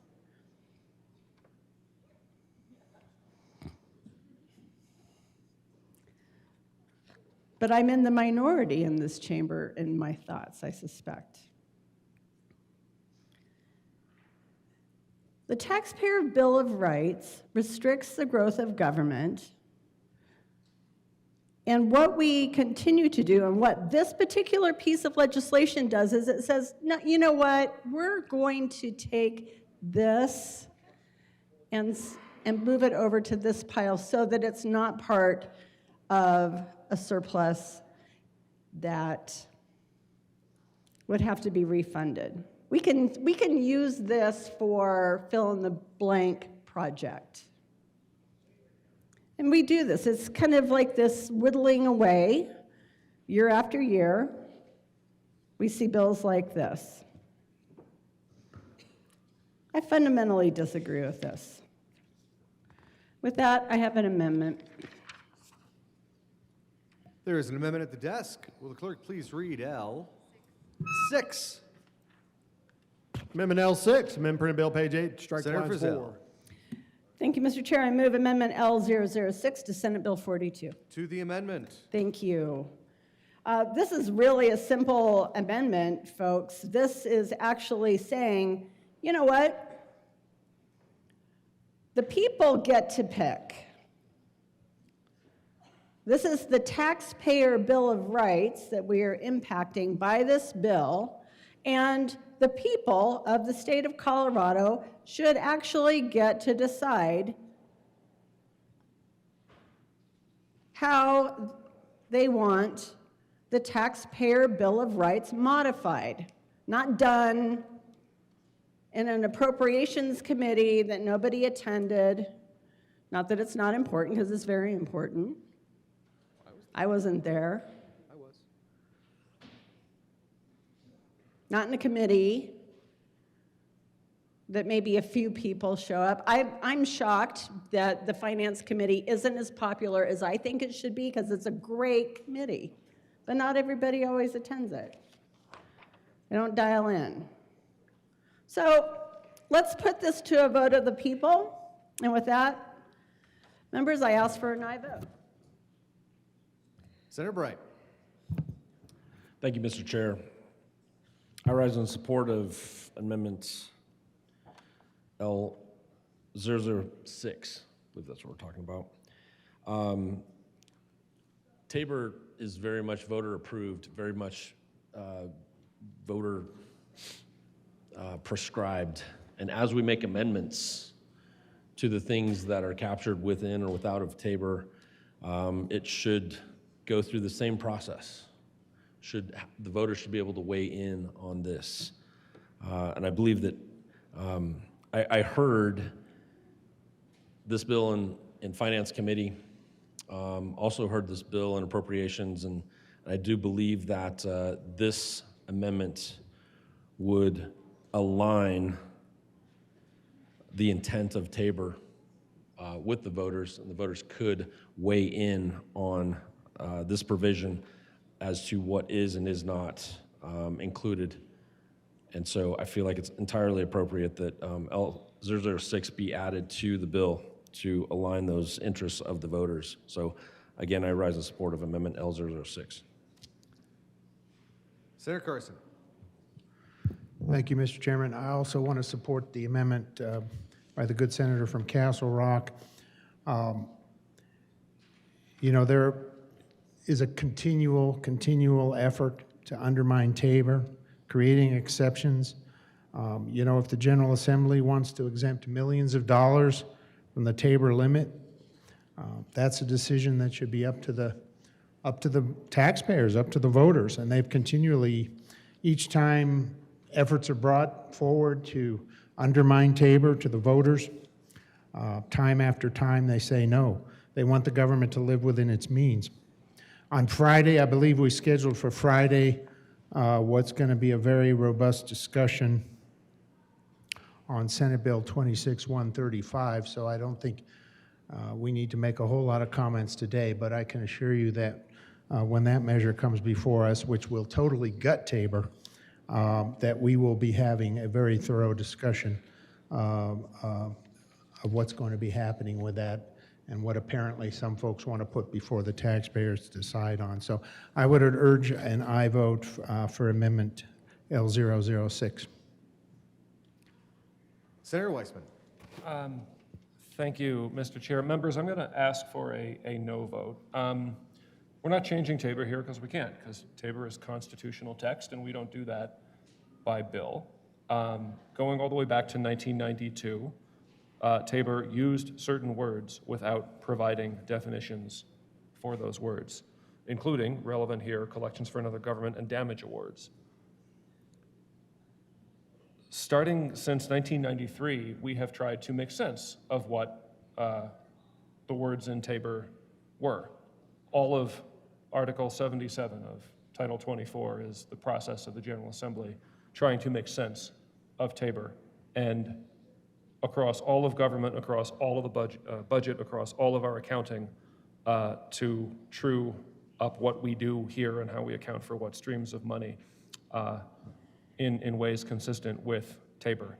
Whether we're talking about Article 10, Section 20 of the Constitution or anything else, we as a legislature have the power to define terms that are not otherwise defined in the Constitution so that they have sensible meaning. That's all we're doing here. For that reason, it is appropriately within the power of the General Assembly, and I think we're here to vote our values as set here by our districts, and when necessary, make some tough calls. So I'm asking that we vote no on this referendum clause amendment. Any further discussion? Seeing none, the motion before us is the adoption of L006. All those in favor say aye. Aye. Opposed, no. No! The noes have it, and that amendment is lost. To the bill, any further discussion? Senator Carson. Thank you, Mr. Chairman. You know, about the issue of confusion about what is to be included in Tabor, I think the taxpayers would simply view it as how much revenue is coming into the state government. If you look at the history, Tabor certainly hasn't restrained in any excessive way the growth of government. Any chart you look at shows you that government has gone up, enjoyed increased revenues in a very generous manner. 2009, the state budget was $18.5 billion. 2014, it's up to $22.4. 2019, it's up to $31.2 billion. 2023, it's up to 41, and it goes on and on. This year, we've just debated extensively a budget that's going to take us close to $50 billion. So I don't think what we have in place for Tabor is anything that restrains the ability to perform the roles it should perform. It simply says you live within your means, population and inflation growth, and that's what the taxpayers expect. So I have an amendment here. There is an amendment at the desk. Will the clerk please read L5? Amendment L5, amend print bill, page 2, strike lines 2 through 16. Page Senator 3. Carson. Yes, Mr. Chair, Mr. Chairman, I move amendment L005. To the amendment. So this amendment strikes the legislative declaration here in the bill. Right now, the declaration asserts that reclassifying these revenues is constitutionally compelled under Tabor. This reads like a legal conclusion. It's not the General Assembly's role to prejudge constitutional interpretation in order to justify revenue reclassification and continual additional revenue coming into the state government. Tabor exists, and I always like to spell that out for folks because, you know, people hear that acronym, the Taxpayer's Bill of Rights. That's what we're talking about here. Your rights as taxpayers to have a say in how much revenue comes into this state government. And folks often overlook the fact that the voters can always decide to bring in more revenue. They just have, you know, the issue has to be put in front of them on the ballot, and if they choose for a particular program to give more money, more of their tax money, more revenues to the state government, then that's what happens. So again, there's nothing overly constraining about the Taxpayer Bill of Rights. It says live within your means, and if a compelling case is made that we need more revenue for a particular governmental function, then ask the voters whether they want to approve that or not. The Taxpayer Bill of Rights exists to restrain government growth and protect taxpayers, inserting value judgments about what should or should not count under the limit risks further obscuring the General Assembly's relationship to the Taxpayer Bill of Rights and by extension to the taxpayers. So this amendment simply takes out this whole legal conclusion that this bill is somehow necessary to redefine what's considered revenue. I think the bill is unnecessary, and I would urge that we adopt Amendment 005. Senator Weissman. Thanks, Mr. Chair. I'm going to ask for a no vote. Members, this is a ledge deck. We do that around here sometimes to set forth our reasoning. Obviously, the judicial branch can come to its own reasoning. Also, because we've amended the deck in conformity with substantive amendments, the page and line references are no longer accurate in the amendment as a technical matter. But I'm asking for a no vote. Is there any further discussion on L005? Seeing none, the motion before us is the adoption of L5. All those in favor say aye. Aye. Opposed, no. No. The noes have it, and that amendment is lost. To the bill, Senator Bright. Thank you, Mr. Chair. Again, just trying to improve this in any way that we can. Since an amendment coming to the You have great sixth sense. Spidey sense, it's coming. There's an amendment on its way. There's an amendment at the desk. Will the clerk please read L 007? Amendment L007, Senator for the Bright. bill. Thank you, Mr. Chair. I move Amendment L7 to Senate Bill 42. To the amendment. Thank you, Mr. Chair. Amendment L7 addresses the bill towards the end of the bill, starting on about page 5. It goes through some definitions that further tries to scoop in different parts, different pieces and parts, penalties, and defines them as damage awards. I feel like the word damage award is a little bit too encompassing in this space. And so what we want to do is we want to provide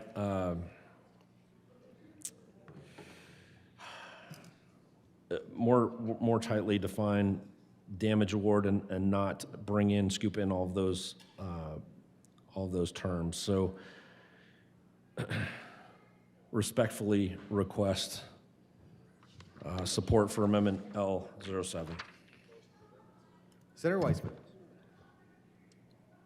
Thanks, Mr. Chair. Members, this morning in Appropes, we actually struck a lot, but not all of what's alluded to here, and they introduced a number of things were proposed to be classified as damage awards. We took all but 2 of those out. What we're talking about in the form the bill is now really before us in is really just 2 things. One is parts of victim compensation, and the other is certain monetary fines that people pay, say, for violating traffic laws and that flow into be part of HUTF. That's all that's left. For that reason, I'm asking for a no vote on this amendment. Seeing no further discussion, the question before us is the adoption of Amendment 007. All those in favor say aye. Opposed, no. No! The noes have it, and 007 is lost again. Needs a GPS. Is there any further discussion of Senate Bill 42? Seeing none, the motion before us is the adoption of Senate Bill 42. All those in favor say aye. Aye. Opposed, no. The ayes have it, and Senate Bill 42 is adopted. The answer to the ultimate questions. Mr. Majority Leader. Thank you, Mr. Chair. I move the committee rise and report. The motion is for the committee to rise and report. All those in favor, please say aye. Opposed, no. Just want to stay here all day? The ayes have it, and the committee will rise and report.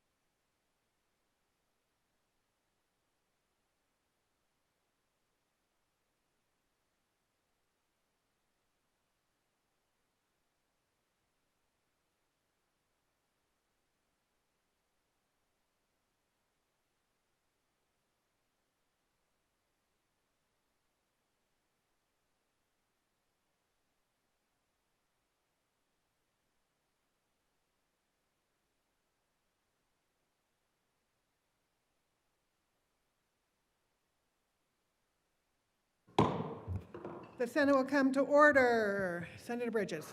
Thank you, Madam President. The committee has met and had a number of bills under consideration. Will the clerk please read the report?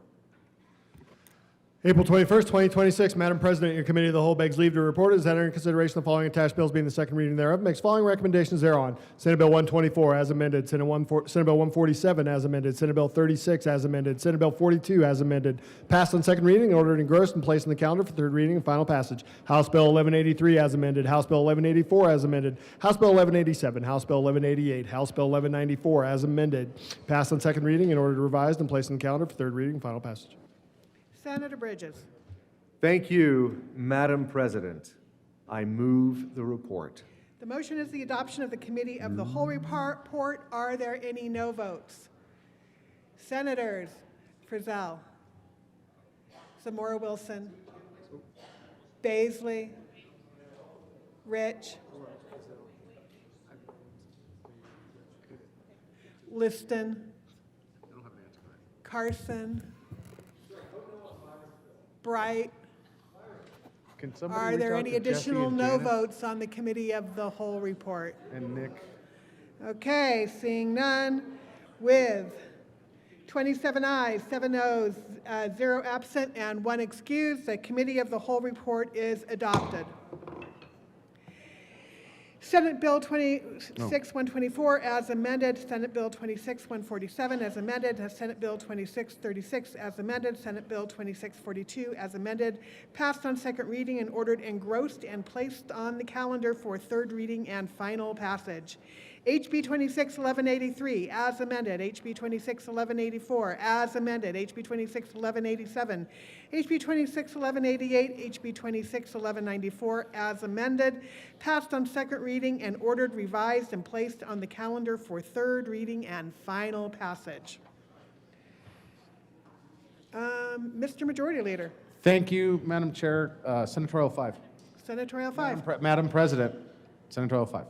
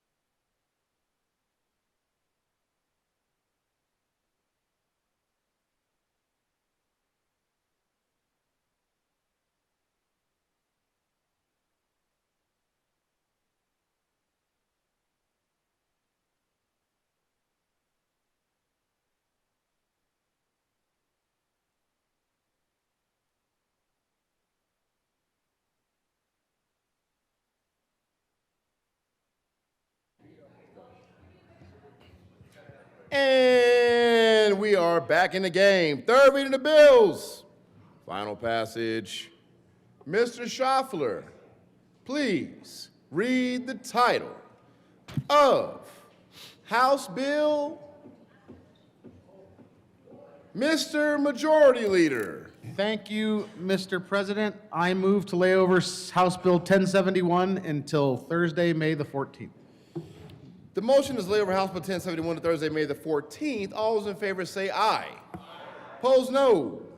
The ayes have it, and House Bill 1071 will be laid over until Thursday? May the 14th. May the 14th. Mr. Schaffler, please read the title of Senate Bill 150. Senate Bill 150 by Senators Ball and Judah and Representatives Froelich and Jackson concerning reforms to the Regional Transportation District to increase accountability. Senator Ball. Thank you, Mr. President. I move Senate Bill 26-150 on third reading and final passage and ask for an aye vote. Further discussion? Seeing no further discussion, the motion is the passage of Senate Bill 150. Are there any no votes? Nice, I like that. Mr. Minority Leader, Mr. Majority Leader, Senators Gonzalez, Kirkmeyer, Frizzell, Zamora Wilson, Rich, and the Majority Leader again. Pelton B, Baisley, Bright, Carson, Benavidez, Pelton R. Wasn't sure if there was a thumbs up as in you liked the bill or not. With a vote of 21 ayes, 13 noes, 0 absent, 1 excused, Senate Bill 150 is passed. Co-sponsors, Senators Lindstedt, Henriksen, Cutter, Wallace,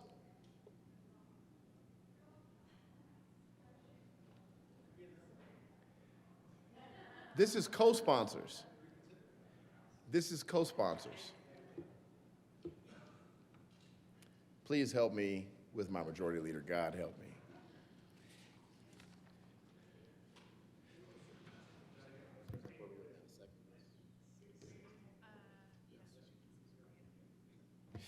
Second reading of the bills, Mr. Majority Leader.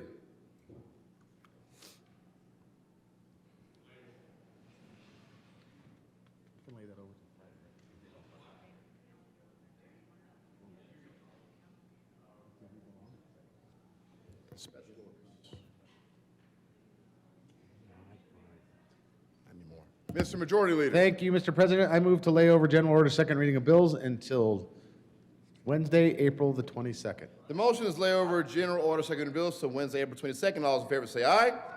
Opposed, no. The ayes have it, and general order second reading of bills will be laid over until Wednesday, April 22nd. Message from the governor. April 20th, 2026, honorable members of the Colorado Senate, pursuant to the authority vested in the office of the governor of the state of Colorado, I have the honor to inform you that I have approved and filed with the Secretary of State the following acts. Senate Bill 9, Charitable Organizations State Sales and Use Tax, approved Monday, April 20th, 2026 at 3:30 p.m. Senate Bill 14, Modification to Defense of Not Guilty by Reason of Insanity, approved on Monday, April 20th, 2026 at 3:30 p.m. Senate Bill 18, Legal Protections for Dignity of Minors, approved on Monday, April 2026 at 3:30 p.m. Senate Bill 21, Clean Fleet Enterprise, Replace Aging Diesel Trucks, approved on Monday, April 20th, 2026 at 3:30 p.m. Senate Bill 25, Monument Records Placement Submission Maintenance, approved on Monday, April 20th, 2026 at 3:30 p.m. Senate Bill 26, Wait for Vehicles with Child Restraint System, approved on Monday, April 20th, 2026 at 3:30 p.m. Senate Bill 31, Use of Prescription Product with Controlled Substance, approved on Monday, April 20th, 2026 at 3:30 p.m. Senate Bill 47, Colorado Firefighter Safety Act Petition Elections, approved Monday, April 20th, 2026 at 3:30 p.m. Senate Bill 54, Security Deposits and Post-Closing Occupancy Agreements, approved on Monday, April 20th, 2026 at 3:30 p.m. Senate Bill 61, Publication Counties with Legal Newspapers, approved on Monday, April 20th, 2026 at 3:30 p.m. Senate Bill 77, Epilepsy-Related Mortality Awareness, approved on Monday, April 20th, 2026 at 3:30 p.m. Senate Bill 84, No Waiver for Legal Privileges, State Auditor Documents, approved on Monday, April 20th, 2026 at 3:30 p.m. Senate Bill 88, Funding for Memorials and State Capitol Grounds, approved on Monday, April 20th, 2026 at 3:30 p.m. Senate Bill 110, Revised Public Assistance Final Disposition Expense Term, approved on Monday, April 20th, 2026 at 3:30 p.m. Senate Bill 126, Licensure for Experienced Out-of-State Teachers, approved on Monday, April 20th, 2026 at 3:30 p.m. Sincerely, Jared Polis, Governor. announcements. Senator Snyder.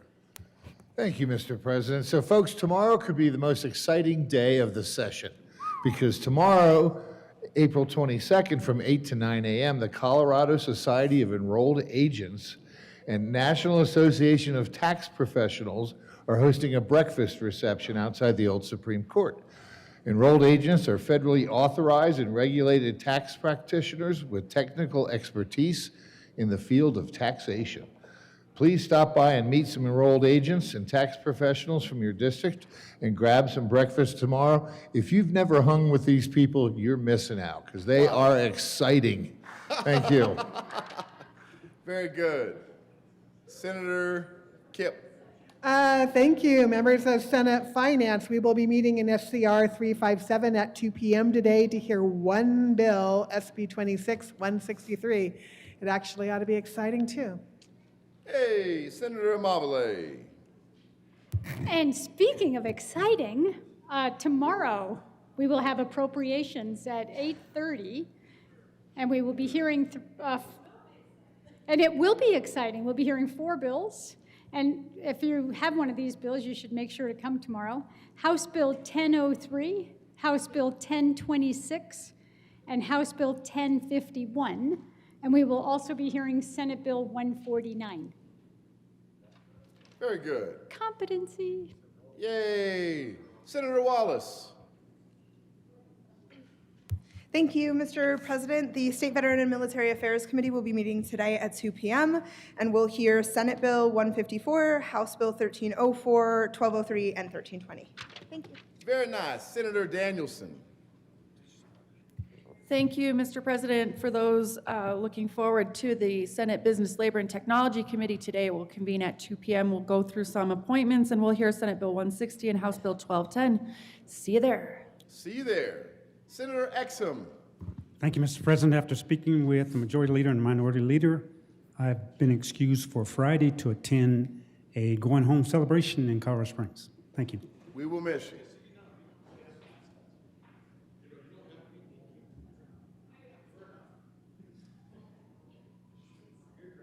Thank you, sir. Senator Amabile. I realize you really can't handle all this excitement, but also, I forgot to mention that the Joint Budget Committee will be meeting across the street at 2 o'clock today. What? Who Very knew? good. Who knew? Further announcements. Mr. Majority Leader.